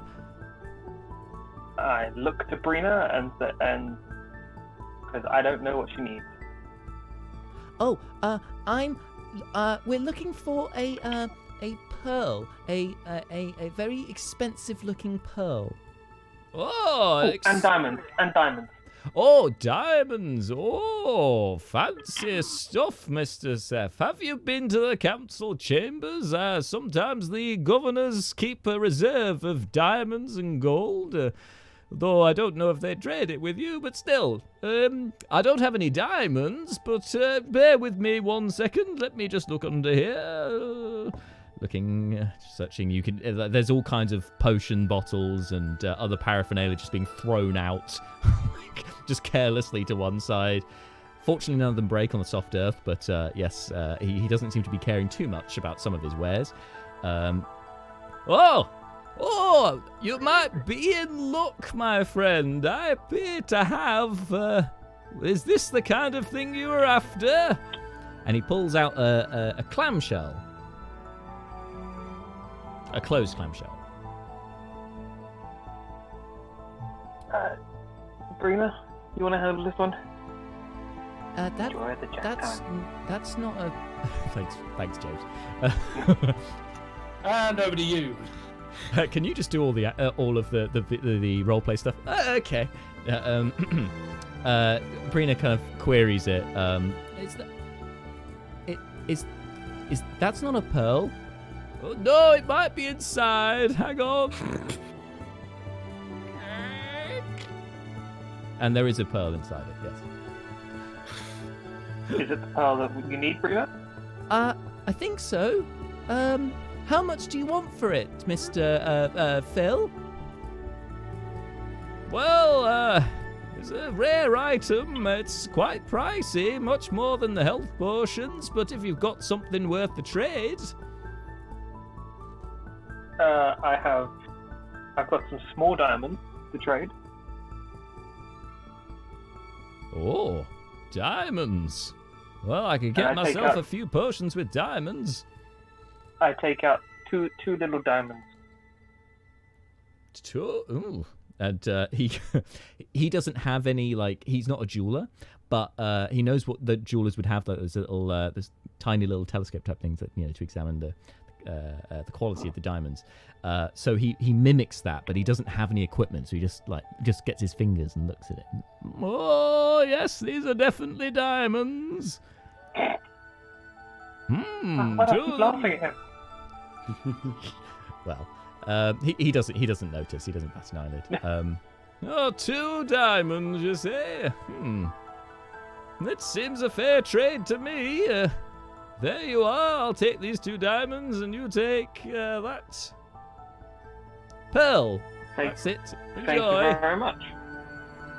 Thank you. You're welcome, both. Anytime you need any potions, I'm normally walking the half road. Though I might go up to Rundar soon, I think I could do with more supplies. You've cleaned me out of health potions. You're heading north. Well, more west, Mr. Seth. Of course, Okay. Well, I mean, I'm always looking for new suppliers, though, if you know anyone. I've heard there's some good suppliers to, south. Yeah, let's go south. And Brina kind of tugs you on the sleeve, like to one side, to try and whisper in your ear. Seth, should we tell him about my my home? They have they make potions. Do your people deal with other people? Only certain people, not everyone. Only a select group. Secret-like, I think. And you think he's the best choice for their first choice in trader? Well, that's why I'm asking you first, Seth, because I'm not sure about him. I mean, he's a nice enough guy. Thank you, chat. He's a nice enough guy, but do you want to subject your people to him? I don't know. Maybe I could tell him another time if I change my Yeah, mind. But um, yeah. Normally Keith helps me with these things, but sometimes my instinct's good too. We'll trust Keith for this one. We'll Okay. talk to him another time. Let's Yeah. go to the others because we. Okay. Actually, is there anywhere for you to do that ritual, that identify ritual? Do you need like a lot of space, privacy? What do you need? No. Is there anywhere around here we can do one quick? I mean, well, I need 10 minutes, but I don't mind where I do it. Yeah. Would you be able to identify this? I'm going to hold out that chest. I think so. And I will watch guard for her for 10 minutes if she's willing to do it here. Okay. Yeah, she has no Yeah. qualms about doing things in public. As you know from when she was camping with you guys for the first night, just completely stripped off, no awareness whatsoever of privacy. Meanwhile, as she starts to do this, and Glave's reading his book and the Oberyn's watching on, Neris, you head back to the house, and we'll catch up with you in a minute. But Malar, you've sussed out what you need for your scroll. So you've practiced the movements, understand the somatic elements to this, know the enchantment. You've got the diamond dust. You've got everything you need, but you feel like you might need a bit of luck to pull this off. Yep.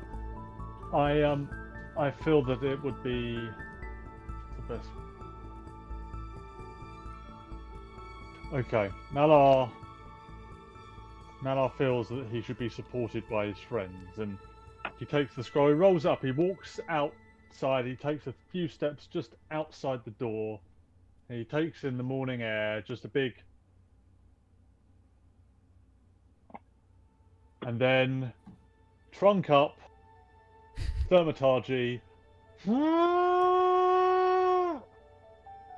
me, my friend.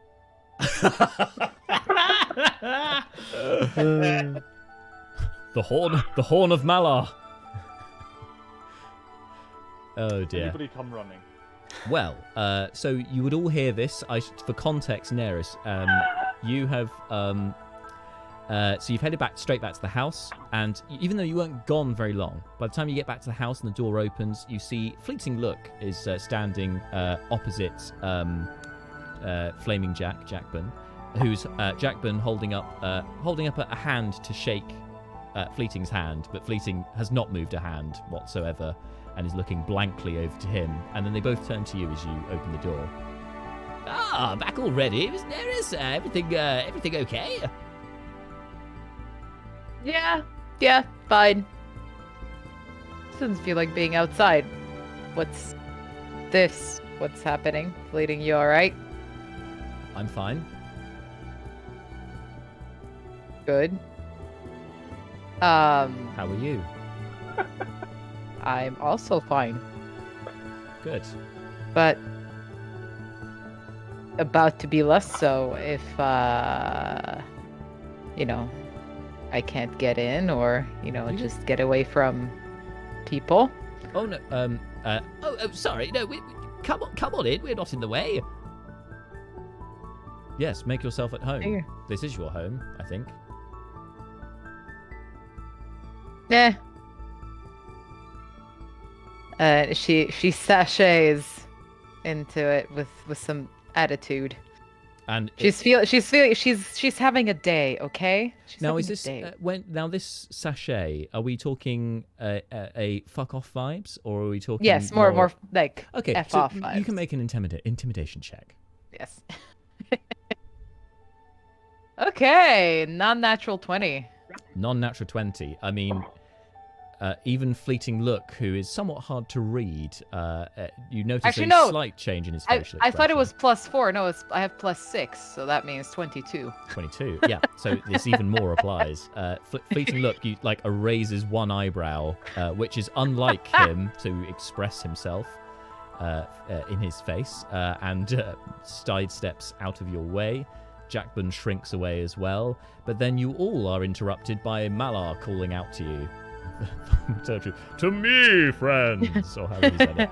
So she like twitches in the air and looks towards that over the shoulder, just like very heroic, but also just a little neck action in that. Try not to dissipate the net. Yeah. Like, Oh God! Too hard. Yeah. and she's like, "Ugh, I better go check that out." Does that include me as well? Or Yeah, let's go. oh, sorry, Mr. Jackman. We'll have to finish our discussion when I get back. It's quite all right, Mr. Look. I look forward to doing business with you. Let's go, Fleeting. Coming. He just follows you out. Picking up. Remember, he steps out with you and then goes, hang on. Turns around and summons the hammer back to his hand. Left that somewhere else. The rest of you, meanwhile, in the market square. So, Seth, Parina's just laid everything out for the ritual. Painstaking amount of detail of laying the stuff out when the horn goes off. Oh. He can wait 10 minutes. Are you sure? I don't mind. I could do it over where No. he is. Everyone else is very slow. They'll take 10 minutes to get there. We're fine. We'll run there, I promise. Okay, well, if you're sure. Carries on. Leobrin, you've been watching Glaive tear through the first chapter or so of this very large tome before this goes off. I think we ought to pack up and move on. I hope you've been enjoying the book. Yes. Good. Well, there's A lot more of to read monos- later. We should. A lot of Part two. monosyllabic responses today. So, are you should, interested in the yeah. book, my friend? The shopkeeper pipes up. Oh, sorry, what was that? Are you interested in the book? He's talking to Glaive. It is interesting. Well, you can purchase it if you'd like. Purchase? You can buy the book for money. I do not have money. Oh, How much is the book? well, this is a one-of-a-kind collection of, and he reels off the details about how impressive this unique book is. 50 gold pieces for the book. And what's it actually about? Sorry. It's about the history of the very fire. land that you now stand in. Oh. You know, the many lands in the time of the dragons, the time of the First Rachir War, the Second Rachir War. I mean, there'll probably be ones about the Third Rachir War that I'm sure is about to happen in any day now, you know, with tensions as they are on the border. Oh, well, we should wait for the next edition then. No point in purchasing right at the end of something's lifespan. He's desperately trying to, and he can't find the words. Well, maybe. If that is your desire. Glaive, how interested are you in reading the rest of this book?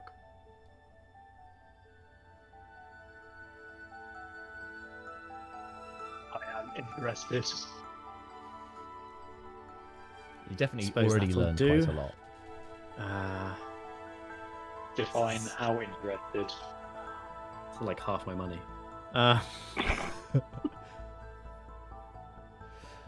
Well, I mean, let's keep it between us, but you know, my friend, if you are very much interested in reading, there is a great library in Rundar. A few days yes, travel wonderful. from Thank here. you very much. Have a good day. Glaive, put the book back. We have a library to visit. So many fantastic salespeople in Hilberg. Do I need money for library? No, that is the wonderful thing about libraries. They let you read books for free as long as you take care of the books and return them in good time. After being slightly confused by the rest of this account, knows that he wants more book, so he will put the book back and say, "Where is the library?" It's at the capital, Rundar. It's you follow the half road down and turn right onto the coast road, I think, and it's it's the capital. You can't miss it. It's a massive city. The Great Library is somewhere near the centre. You go and start walking towards it. He just points. So he's pointed like down towards the gates, and he's just walking straight towards the gates at the other end of the town. Slave. What are your priorities? Do you want to stay with us, or do you want to go to the library? As books, I must learn. Okay. Although I Leo's do gonna have a book for Malar. He remembers his book that Malar lent him. I'm not sure if he understands lending yet, but I think he probably wants But he to knows it's impress Malar's Malar. book, yeah. Yeah. So having recalled this book, he will stop and look as uncertain as a statue can.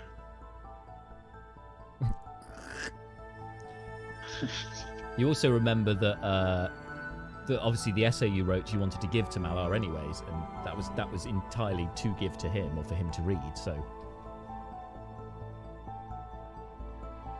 He, bearing in mind that he's only met him, does he know that this call was from Malar earlier? I would have recognised his voice. It's quite distinctive. The Loxodon. Okay, after a moment of looking unsure, he will then proceed towards Malar's call. Okay. Cool, lovely. Yes. Okay. Good. Crisis averted, Leobrin. Neris is. Meanwhile, so Malar, you've summoned your friends and you wait patiently. After a few moments, Neris, looking probably as pissed off as ever, turns up with Fleeting in tow. Followed in a few moments by Leobrin and Glaive. Friend, I have momentous news. The Lady Grenfort, I may be able to help her, fix her. I would. Well, do come on in. I will talk as we go. I ushered them into the and explain. I have a scroll. It is a spell that is somewhat above my learning and of my gift, but any benefit anyone could dispense upon me to undertake this would be of great benefit. And if nothing else, I would hopefully like to share this momentous occasion of awakening the Lady Grenfort with, others. So can anybody, and I guess at this point we're coming up to the door of the vestry, sorry? Mm-hmm. It's not even a word. Is there anything that anybody could do to offer assistance?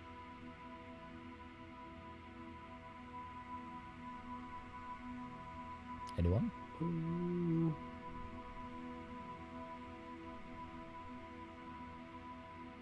Sorry, what do we need to do? Malar's asking for assistance before he does he uses the scroll. What do you mean assistance? Does anything need setting on fire or Oh, well, stabbing in your case, or Neris, I think glaring emotional at? support would be nice. I'll get my fire pom-poms ready. Fleeting Look thank you. strides up. So he's square with you, Malar. Looks you in the eyes with his pupilless eyes.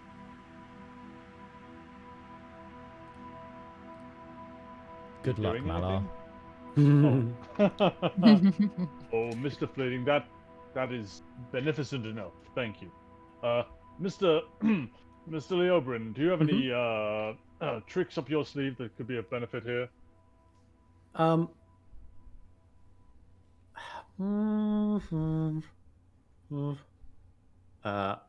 Marshall thinks not. Just checking.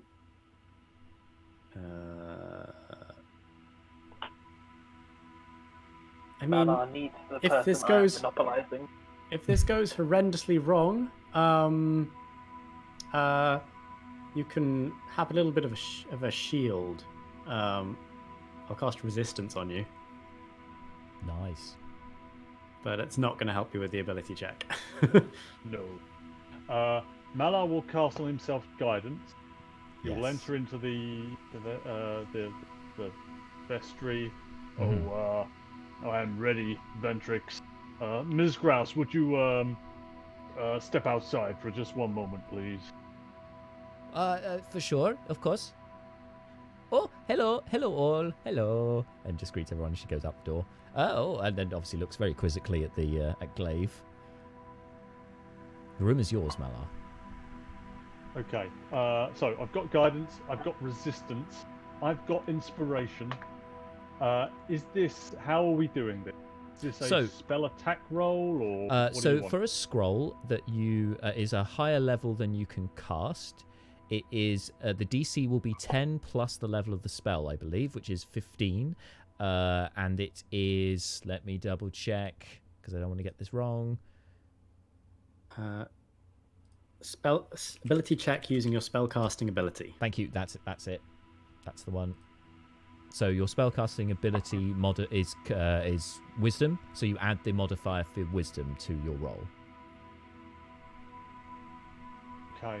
And guidance works on this, doesn't it? Yep. You add a D4 with guidance because it's ability check. And you I've can gotta use your be- inspiration if you gotta want be to at give 15. yourself advantage. Got to be at 15. I definitely am. Yeah. Okay. Okay. So, advantage, Fingers crossed, everyone. This is a big moment. guidance. Motherfucker. You found Lady so Malar- Grenforth in session 10 or something, so this has been a long time coming. Malar goes down onto one knee, unravels the scroll, gets the diamond dust, sprinkles that over her, and then big deep breath. Reads the spell scroll, casts the spell. Natural 20, baby! Yay! Oh, Yeah. Oh, thank God. Wow. All right. You mutter the incantation. You uncertainly at first. You're very nervous. You can feel the sweat dripping from your brow because this means so much to you. I think not only because Malar, because this was the task you were assigned by High Priestess Amakir when you left the Hammerfern Institute, but also just for you as a personal goal. You want to prove that you are capable as a cleric, and also, you know, that the gods have been smiling upon you. You don't want to let Festir down because, you know, Festir has given you a gift before, and it was your birthday only yesterday. You feel that you have a lot of expectation on your shoulders to live up to. And you mutter the incantation. The spell scroll starts to glow with this radiant, bright light, and you feel it start to burn up in your hand until it completely evaporates. The energy, though, from that then streaks towards the statue. It hits it, and then at first nothing happens. All goes quiet. But then you notice, slowly but surely, from the ground up, the stone starts to crumble away, revealing underneath a young lady, a human, with very elegant traveling clothes. You recognize she has a livery attached to her cloak, which would appear to be of House Grenforth, from what you understand. And she has this this long but neatly tied back sort of auburn hair, and these very bright blue eyes looking over to you. Who am I? Where am I? Who are you? Allow me. Deacon Malar Sheikh, the Hammerfern, and I have been sent to meet with my lady. These are my friends. Step aside and gesticulate with my entourage. A pleasure. I am Lady Helene Grenforth. I was on a diplomatic mission. I was looking to aid the poor and those destitute across the border between here and Rachir.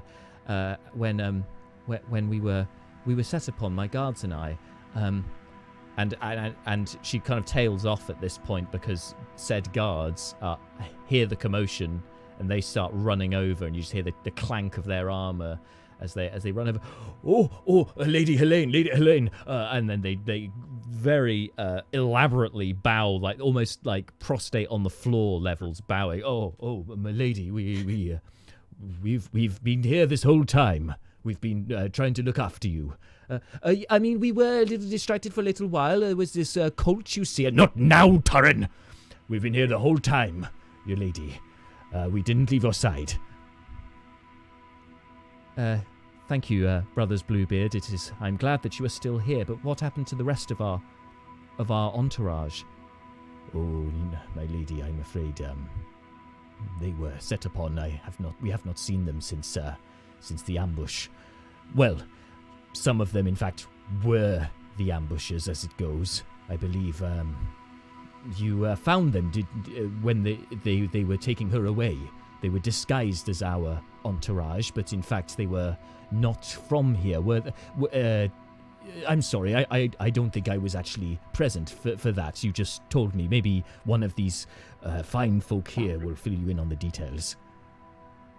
Just as a refresher, some of you had Howland Cragmere with you at the time, and you found that they were... Oh, and Gant Bronn of House Bronn. Don't know if you want to mention that.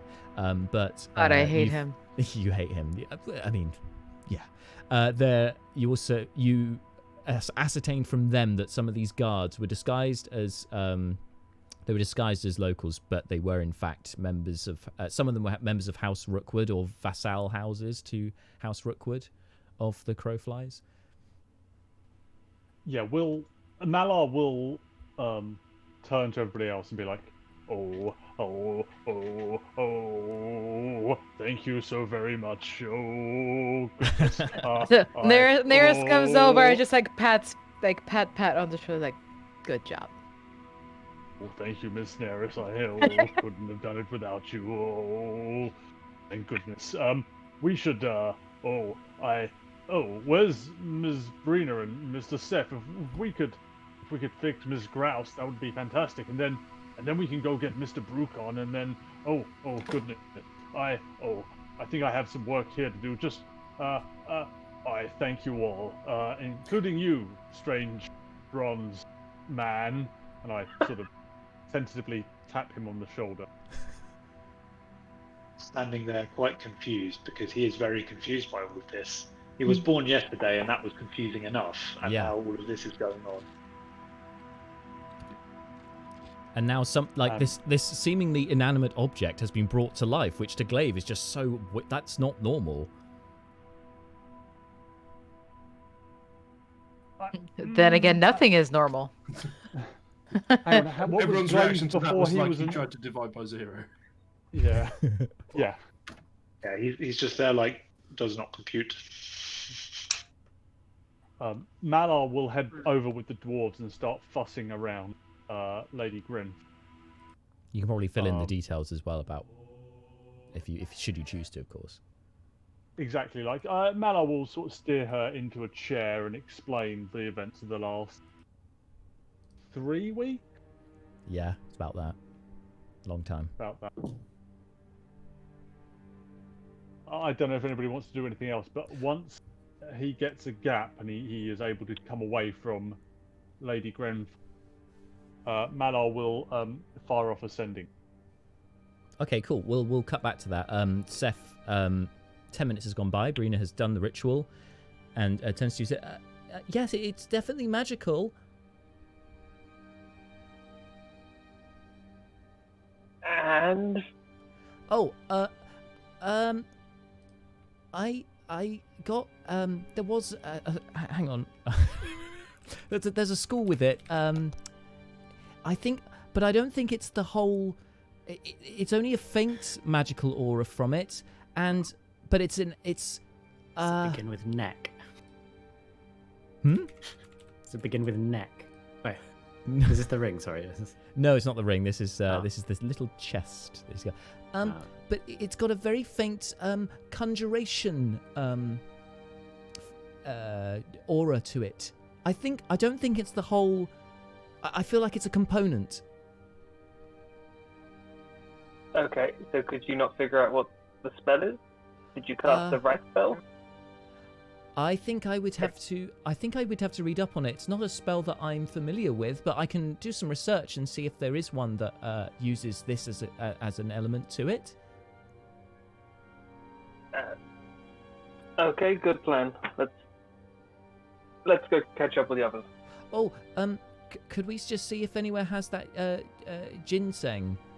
My mother asked me to. Oh, I didn't tell you. My mother asked me to get ginseng for the cure curse potion.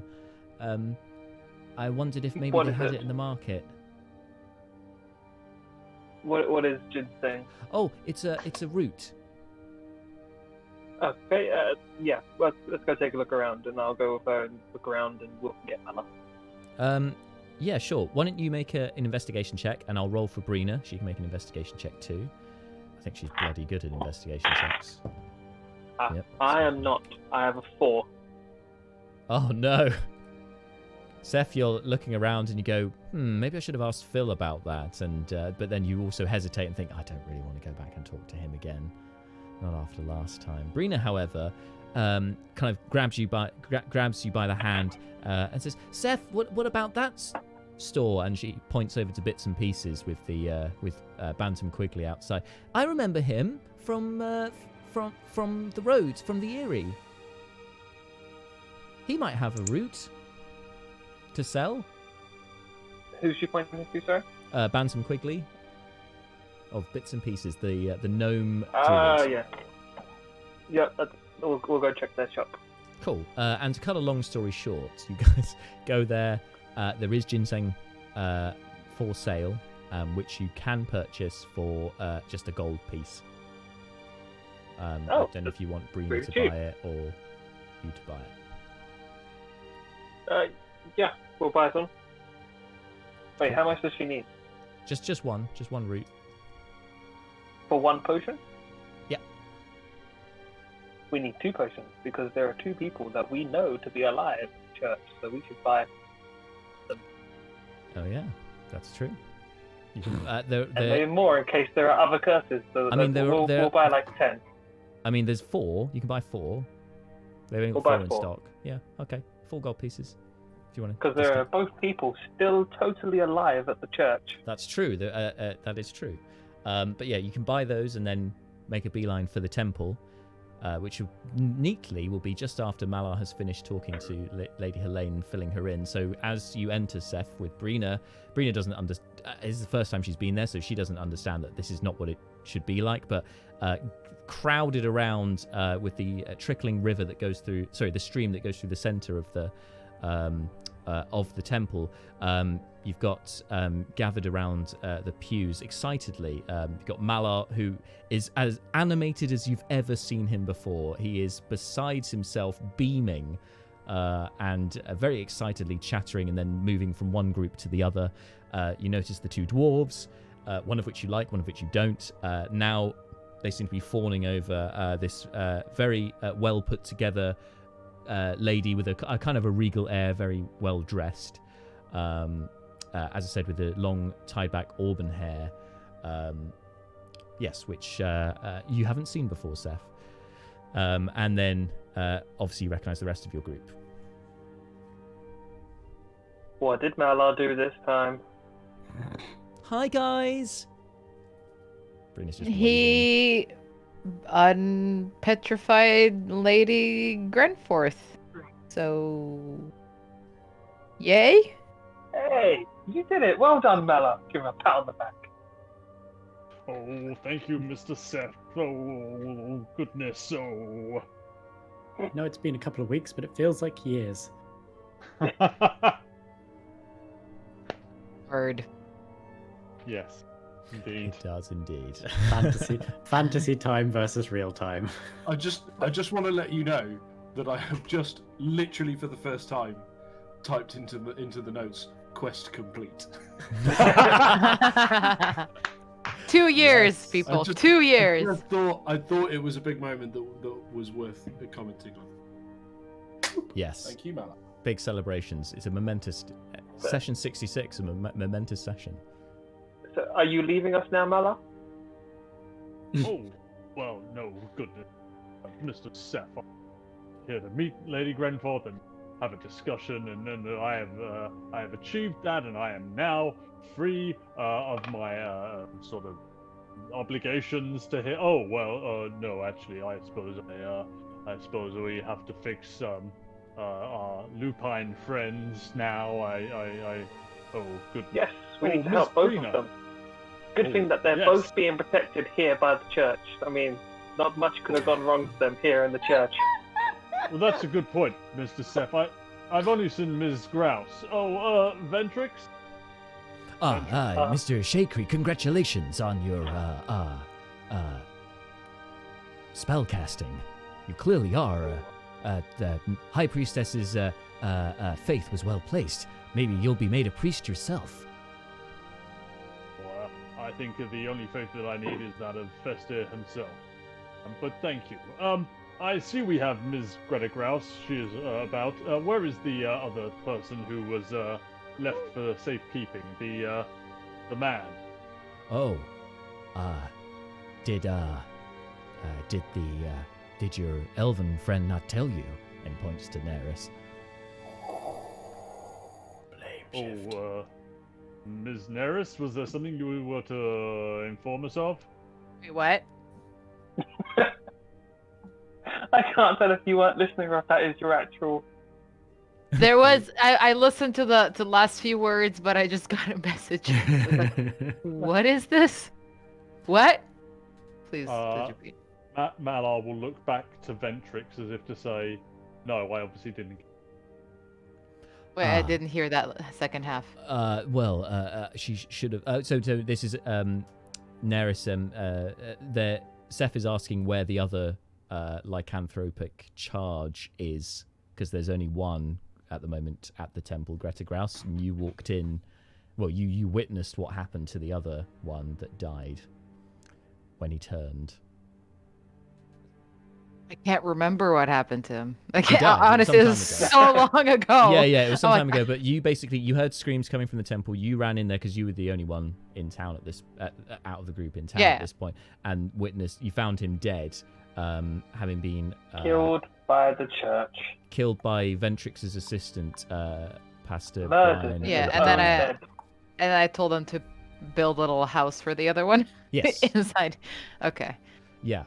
Yeah. So I'll just tell them that. And Ventrix goes, "That was the house that you that you saw in the vestry. That was what was made." Then we are too late. Oh, goodness. We have put him in the undercroft. We didn't want to draw too much attention at this time. Didn't want asking questions while we've still got a Lady Grouse here. Ms. Brina, Mr. Seth, are we able to brew this potion that to fix Miss Grouse at least? I've lost James's video. Yeah, James. His phone's died. I'm still here on sound. Oh, great. Okay, no problem. I'm here in spirit, You're just doing you're doing stunts in the video feed right now. and I'm so annoyed. I wanted to see Malar's reaction to knowing that the church had killed someone. Innocent Somber. victim. Somber is the reaction, Jim. Somber. I'll rewatch it. I'll get it on YouTube. So, we've given him his rights, and in time we will, inform the family and things. I believe he was a sea captain for the Birkin Navy, so we'll make sure the right people are informed. So it was very difficult to keep the curtain closed for an evening. Seth, we don't really have curtains here. You didn't think of Seth. putting him in the room with curtains. Seth, I already yelled at them about all this, She did. Yeah. and there's some language used, and that's why there's that little enclosure that they didn't think of before. They stuck people in with windows and things. I'm glad you told them off for failing victims in the whole church of the Eight. Oh. Ventrix does look quite shamefaced and is like staring at the ground. Oh, I'm sorry. We did all we could. So are we brewing that potion? What's going on? What's happening? All this talk isn't going anywhere. Yeah, Brina kind of pipes in. Well, we need to take the ginseng back to my mother, and then she can brew the potion, and we can get it back here. But if we've got to go back for Brucon, because he's cool, but I don't know how long he'll survive on his own with the Dragonborn without us. Yeah, but if we go back for him, they're not just gonna let him go unless I go with them, and God knows what they're gonna do. And I wouldn't want you to get hurt either, Neris, because I mean, you can do lots of things with fire and things, but I wouldn't want. But I don't think on your own. But anyway, maybe we could get somebody to take the potion back here while the rest of us go. While the rest of us go on back to the Eyrie. It will take us a few days anyway, or at least a day. I think Ventrix should do it. Where do you want me to go?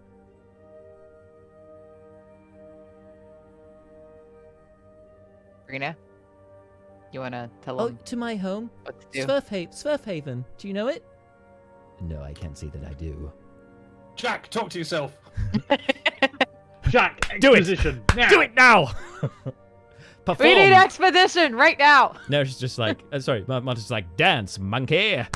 No, I'm there. Well, I'm there. Like, I don't know. I haven't been to Swerfhaven. Brina, do you wanna do the thing? Well, we can show you the way. I could take you there, and then you could work your way back from there. Well, somebody has to stay here to look after Lady Grouse and my flock, but I could maybe send my assistant, Pastor Obadiah. That's good. Yeah, this will be a good chance to redeem yourself in front of the Eight. Well, I mean, it was. Not wishing to pass blame, ultimately I'm in charge of this establishment. It was Mr. Obadiah who protected me from the werewolf. Said him. I don't care. Somebody needs to go do the thing. Unlike did someone say my name? And the very large brown Obadiah comes on edge because I've got some nasty people after me again, and this whole thing is not helping those nerves. Oh, well, anything I can do to help, I most certainly will. Thank you. You're welcome. And everyone else. And Mr. Shade Creek. Sorry, Deacon Shade Creek. Perhaps even Priest Shade Creek. Maybe. Excellent work with the lady there. That's fantastic. Fantastic. I look forward to traveling with you and learning more about your adventures. Oh, excellent. We will have enlightening discussions on the way, Mr. Obadiah. I'm sure this is to be a great journey for the age. Let us hope so. Jack, we've had a request that you take Stretchy Sideways Seth out of the stream window. For the love of God, please take Stretchy Seth away. Personally, I was enjoying him being there, but I'm happy to. I mean, it feels very much like old school profile pictures where people didn't know or couldn't easily rotate images. Yeah. And when the upload had to be exactly the right dimensions for it to work. Yeah. Exactly. Take there away you go. Stretchy Seth. Also, taking it away has reminded me that in Burokrin you have an estuary and a westuary. and I love that. I'd completely forgotten about it. The It's so Westry. great. It makes sense. All right. So with that taken care of, Lady Helene seems to be quite concerned with what Malar has told her and has been whispering to the dwarves. But while this is going on, Malar, you notice Glaive standing there, and he's holding in his hand your book and a piece of paper, which is covered in writing, relatively neat handwriting, actually. I take the book back. Oh, did you enjoy it? I did. Here are my Excellent. thoughts. And he hands Malar the piece of paper that he was writing. Malar takes this and starts to read. We should get you some more liturgical materials. I wonder if Ventrix can assist. Tell me, do you have any particular persuasion for the 8?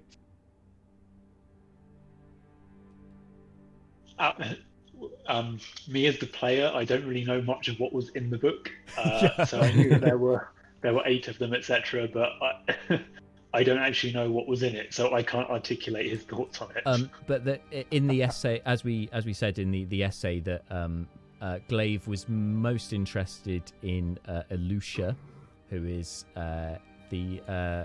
who is a goddess that goes by many names and goes by many guises. It takes many different forms, and yeah, that's the one that has the most attention in the essay. So that's probably the one that you would be most interested in because of that fact. You can't. It's not. There's no definitive answer as to what Elucia was, or even her name is given a lot of different names.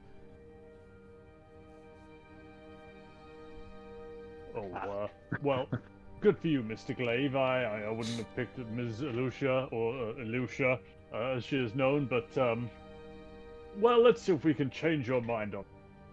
Always be converting. A, B, C. Always be converting.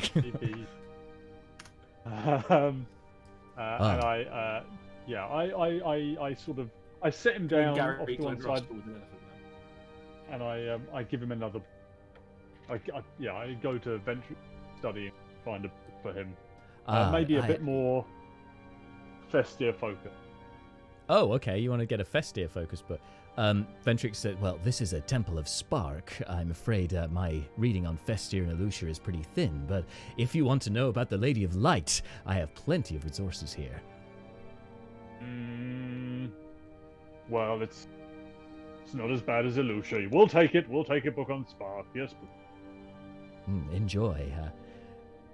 I hope it is illuminating for you. It's a little Spark joke there. This is why you're welcome, my brass friend. Do you think he's actually going to return this thing, or?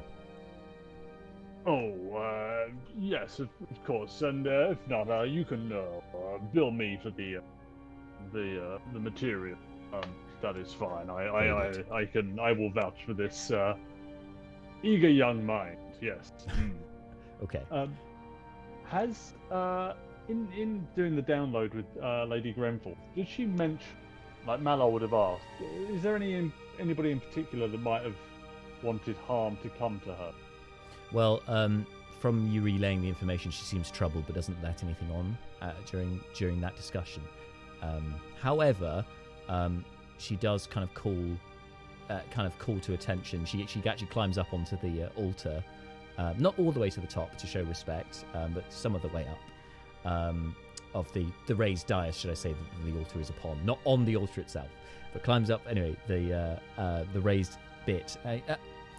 If I could have your attention, thank you. I thank you from the bottom of my heart, as does the rest of my family, the Grenforths, for saving me from this particular strife.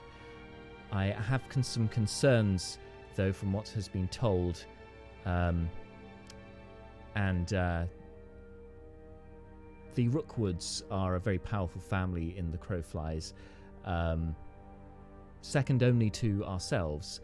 Perhaps I believe they wish to do ill upon us, and this may not be the only deed that they have carried out. I must return to the Crowflies forthwith to warn my family of what's happening, and means I must cut short my philanthropic deeds I was hoping to do across Burikrin for now. But this seems more important. I can thank you, and I don't have anything to offer to repay you right now. However, I would be happy to should our paths cross again.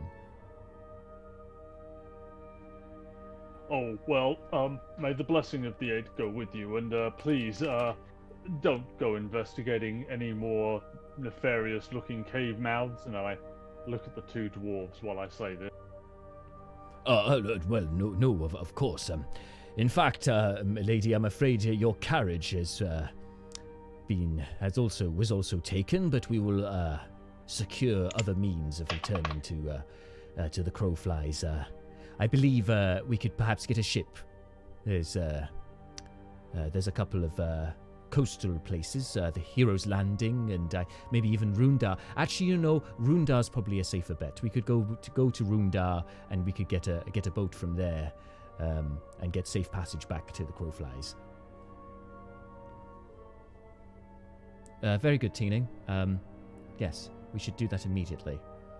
So, as I said, I don't know how to thank you enough for what you have done, but know that House Grenforth is in your debt. Neris is visibly excited at the prospect of not seeing Teenan and Turin anymore.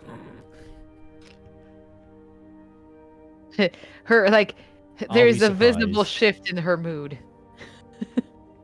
And there's handshaking all around, mostly by Turin, going around all of you, eagerly shaking hands. Thanks again. It was great to meet you. And all the best for your adventures. And I hope we cross paths again. Other pleasantries. Remember, no joining any random cults on the way. Oh, no! I'll make sure my brother stays out of trouble, and I'll make sure my brother stays out of trouble, and we'll both make sure that Lady Helene stays out of trouble. And if either of you drag me into another fight like that one, I will kill you both. Oh, I did the left one. Okay, deal. We will kill you both. Hopefully that will keep you out of cults and nefarious caves and other similar things. Jail. What else? Well, that's certainly reassuring. Right, come I'm on, doing brother. that within earshot of Lady Grenforth, if possible. Within earshot or not within earshot? Yeah, within earshot. Within earshot, sure. Yeah. We're tattling. She definitely hears and notices and nods. And as Teenan, turns to leave, come on, brother. And Turin takes a moment and goes up to you, Seth and Neris, looks at you both as, well, for what it's worth, you two have been the most interesting and, if I might say so, pleasant elves that I've come across. Neris raises one eyebrow and smiles a little bit, just a little corner twitch. I'm pretty good in a tough spot too. Truly horrible elves. Oh, you have no idea, Mr. Seth. No idea. They seem to not like dwarves. I don't know why, but anyway. Bye. Be seeing you. And yes, Lady Helene is last to leave. Yes, thank you again. We will be in touch. This is not the last we've heard of this, I'm sure. Good luck in whatever your mission is. Bye. Good luck, and may the Eight go with you. Oh, and Malar, was it? Oh, Deacon Malar, but yes. Deacon. Well, Shade Creek. Deacon Shade Creek. I must give you a token. And she takes off her signet ring and hands it to you. Oh, well, you shouldn't, I mean, well, I am short of funds as it goes. I appreciate the offer, Ms. Lady Grenforth. If you show this to friends of House Grenforth, and they will provide assistance to you. Oh, that's... Thank you. Go. Fair journey. Go with the blessings of me and my house, and then she leans to one side to peck Malar on the cheek, if you will allow it. Oh yeah, I'll allow that. Why not? And she does. As Curtsies they and then turns to leave. leave. As they get on the carriage and they're out of earshot, Malar will fire off a sending spell to the one other person that we know in The Crow Flies. Howland Cragmere. Howland Cragmere. Greetings. Lady Grenforth restored. Please send word to the Grenforth. I implore you, do not mention to Gant Bron or Rockwood. Grenforth to remain here.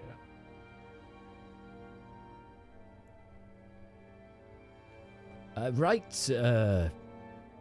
Mr. Shade Creek. Thank you. We'll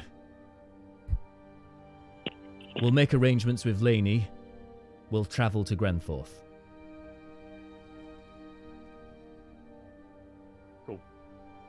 I'll return to the party and say, oh, well, get Mr. Brucon and brew this filter up, and I think that would be us done for the end of the week, will it not?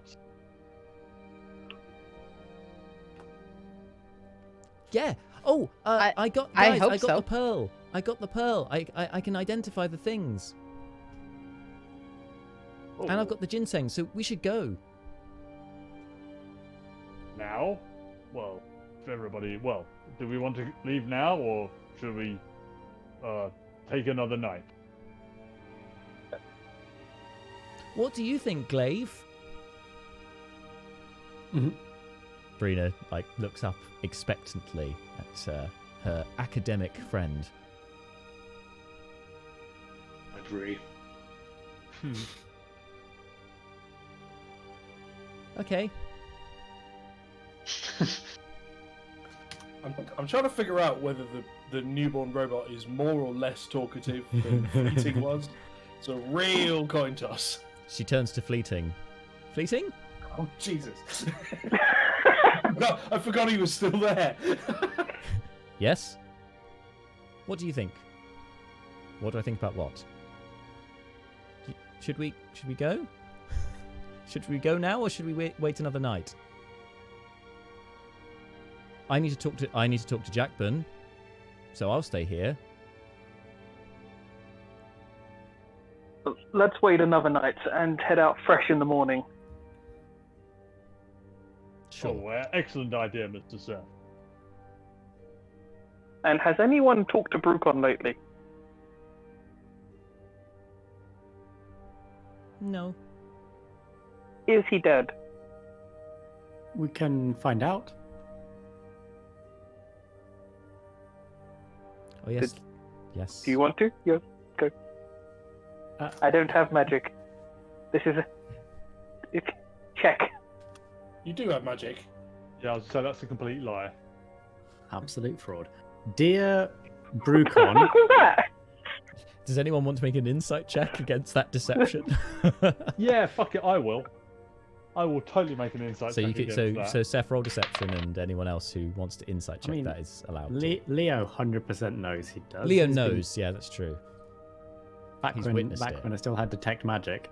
That shit You're was like, I can see pinging. magic. How'd you do, Mala? I mean, I got 22 on insight. Seth, deception. How did you do? Well, I'm not really being deceptive. I don't have the magic to sending. Oh no, you don't. But you said I don't have magic, which is 10. okay. Yeah. Yes, Okay. you're aware. I clock Anyway. it. I don't say anything. Yes. Do you have it? Do you have the means? So, dear Brucon, hope you aren't dead. Is everything okay? You can respond to this message. And the letters fade from the page and appear spoken. Yeah, he would hear them To in his Brucon. mind, right? Smash cut to the Eerie. So this is sending, right? This is sending. Kind of. So yeah. Brucon, this is still it's still morning actually. So this will be as you are short resting after that fist fight. So you have this message come across you conveniently. Okay. Brucon sort of goes, and then sort of cautiously kind of looking around, and then experimentally starts testing. Hello, Leoberin. I'm very glad you're asking if I'm. And then he just basically. Completely the ruins the 25 The 25-word limit was never explained to him, so he completely blasts through with just random waffle. Yes, blasts through the limit. That's and then- fine, because I can do this Okay, yeah. as many times as I want. So, there'll be a new Nick, this message. has happened with every other character who has been messaged, who's had a sending spell cast on them for the first time unknowingly, has ended up waffling out. Dear Brucon, that's lovely. By the way, we have a 25-word limit on this. So if you could boil it down to the essentials, I know you're alive, but that's all I got. Okay, Leoberin. Okay, Brucon gets that and goes, and then starts doing the finger counting, and then says, "I'm alive and well.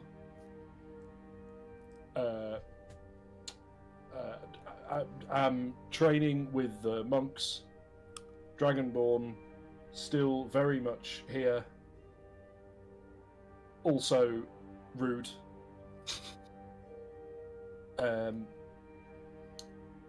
Everything fine.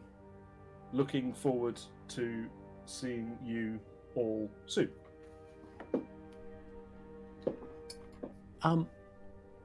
For everyone who's concerned, Brucon appears to be fine, training with the monks. The Dragonborn, still there, still rude. And looking forward to seeing us.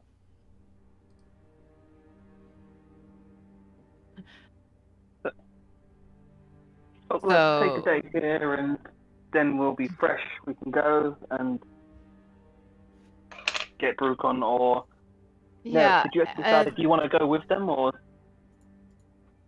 I really don't, but I also don't want any one of us to die.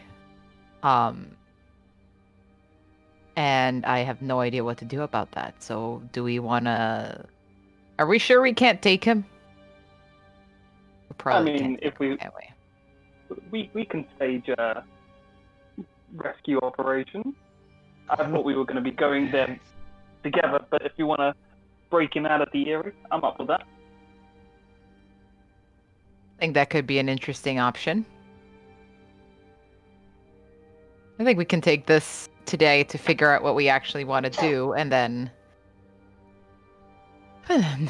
I guess cast off tomorrow. Fantastic. I Well, like that let plan. us to the tavern. I'll get the drink. Mala, could you send another sending spell today? Oh, yes, indeed, Mr. Sir. Who do you have in Can you- mind?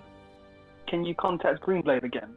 If he doesn't want to give us the weapon, I at least want to have Prina identify it so we can figure out any properties of why they want to do it. Like maybe she can figure out why it opened that portal, or what they wanted to do with it. Sure. Where was it we previously met Greenblade on this leg of the journey? Because I might just instruct him to meet us there. Like meet him on. Oh yeah, you met him In not too far from because this was Leobrin, Malar, and Brina met Greenblade when you got lost trying to find Sverfaven. Not too far from there, in the hills. I'll drop a sending spell to that effect. Hello.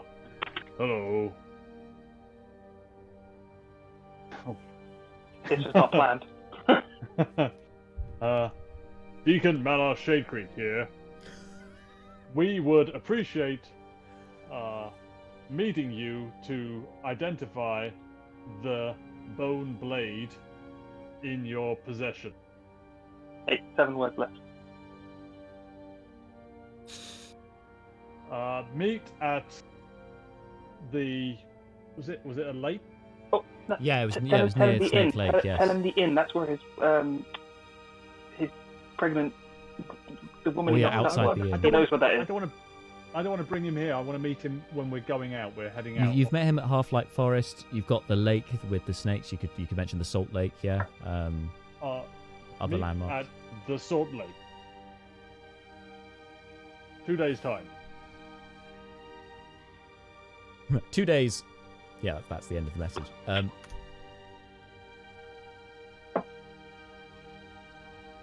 Received, Malar. Will meet you at Salt Lake 2 days with item. Stay safe, stay low. Eyes everywhere.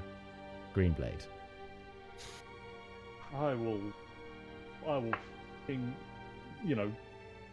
reveal that to the rest of the group. That little eyes everywhere, stay low, stay safe. Jesus. He's a Do you think cautious soul. Do you think he means we should kill Jack then? No. Zeph, that's not... No. No, that's not what he means. If So- for sure. Did you say a tavern, Malar?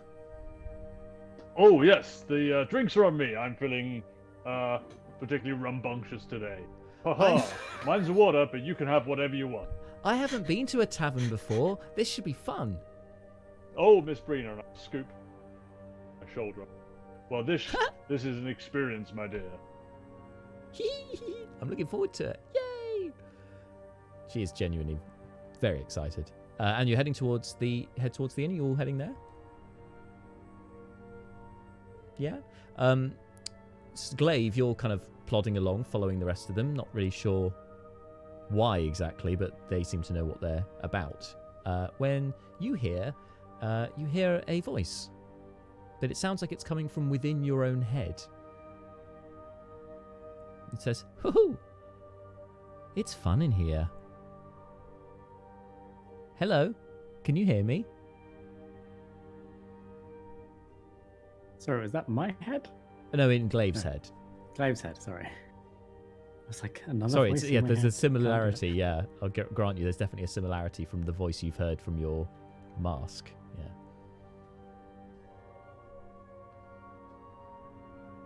He says something to it. Does it say anything or do anything?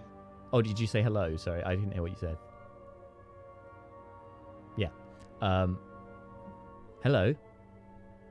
They thought that you wouldn't come to life, but well, I shall prove them wrong, didn't I? Haha. Who are you?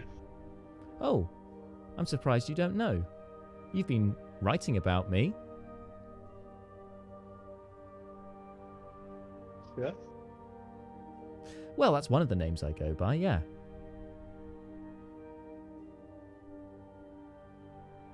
Why are you speaking to me? Well, because I brought you to life, silly. You seemed interesting, and I may have plans for you.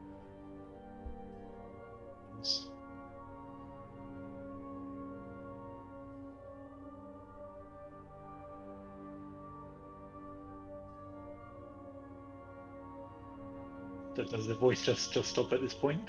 It does, wait expectantly for you to say something, but then goes, no, of course you're not going to say anything. Well, I have an idea. You said you have a desire to learn, don't you? Yes. there's a lot I can teach you. In fact, there's a lot you can read up on. I think you've got a lot to learn, and if you want to learn, then we must go to Rundar. I must find out how, what, why I am. Maybe you'll find those answers. I can probably help you with that. Help me how? Learn more about you and what you are and why you're here. What assistance do you mean to provide? I can point you in the right direction. I can teach you things, teach you skills. Please begin. Well, first thing, you need to do a lot of reading. So we need to go to the Great Library of Rundar.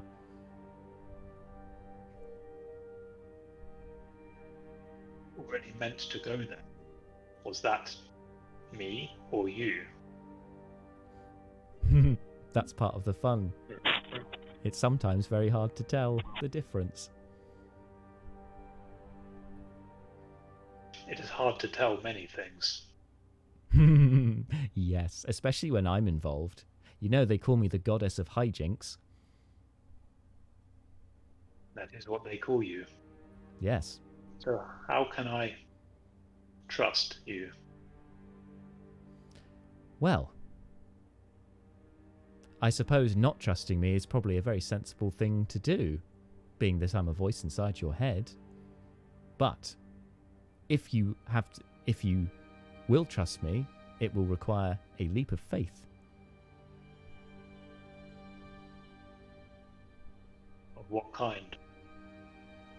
Well, doing what I've suggested. And seeing if you gain the things that I've promised you. I'd like to learn.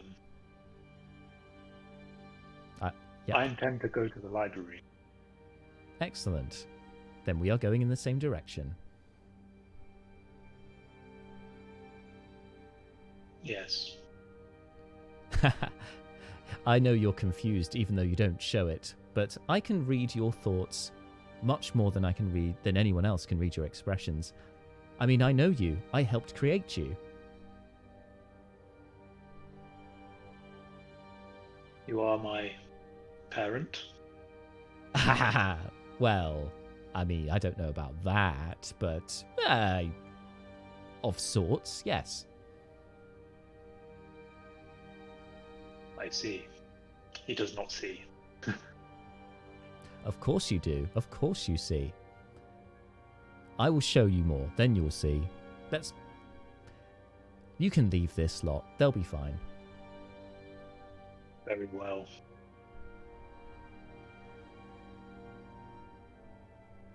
Okay. We'll speak again soon. And the voice just, stops talking to you.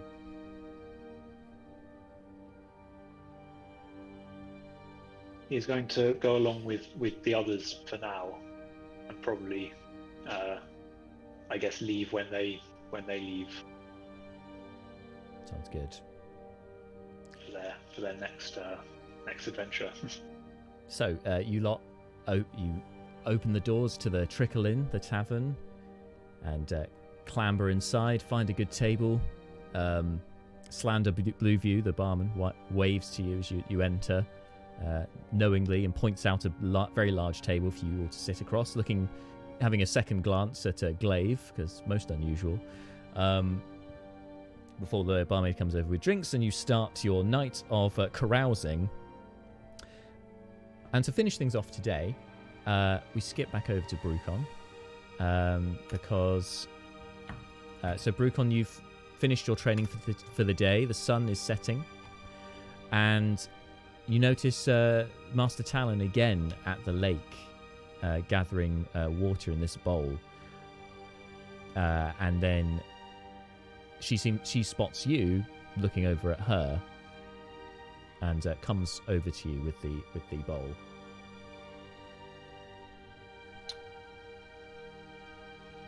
Hello there, Master Talon. Well met, Brucon. How goes your training? Well, it's interesting, you know. It's been I've learned a lot. It's been good, but I'm definitely coming across some problems with the language barrier. For example, I had a sparring session earlier that I think possibly got a bit out of hand, although maybe not. I don't know. Anyway, good. Thank you. But confusing. Well, some of the warriors' feathers have been ruffled. What with the manticores and the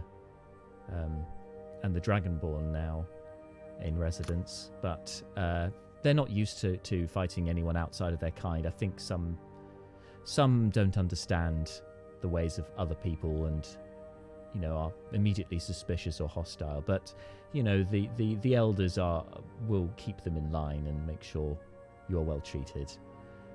I've been thinking actually about the discussion we had the other day, your visions. Oh yes. I think I may have something that will help with that. Ooh, Brucon's eyes light up. Please tell me more. I believe if you and she offers you the bowl,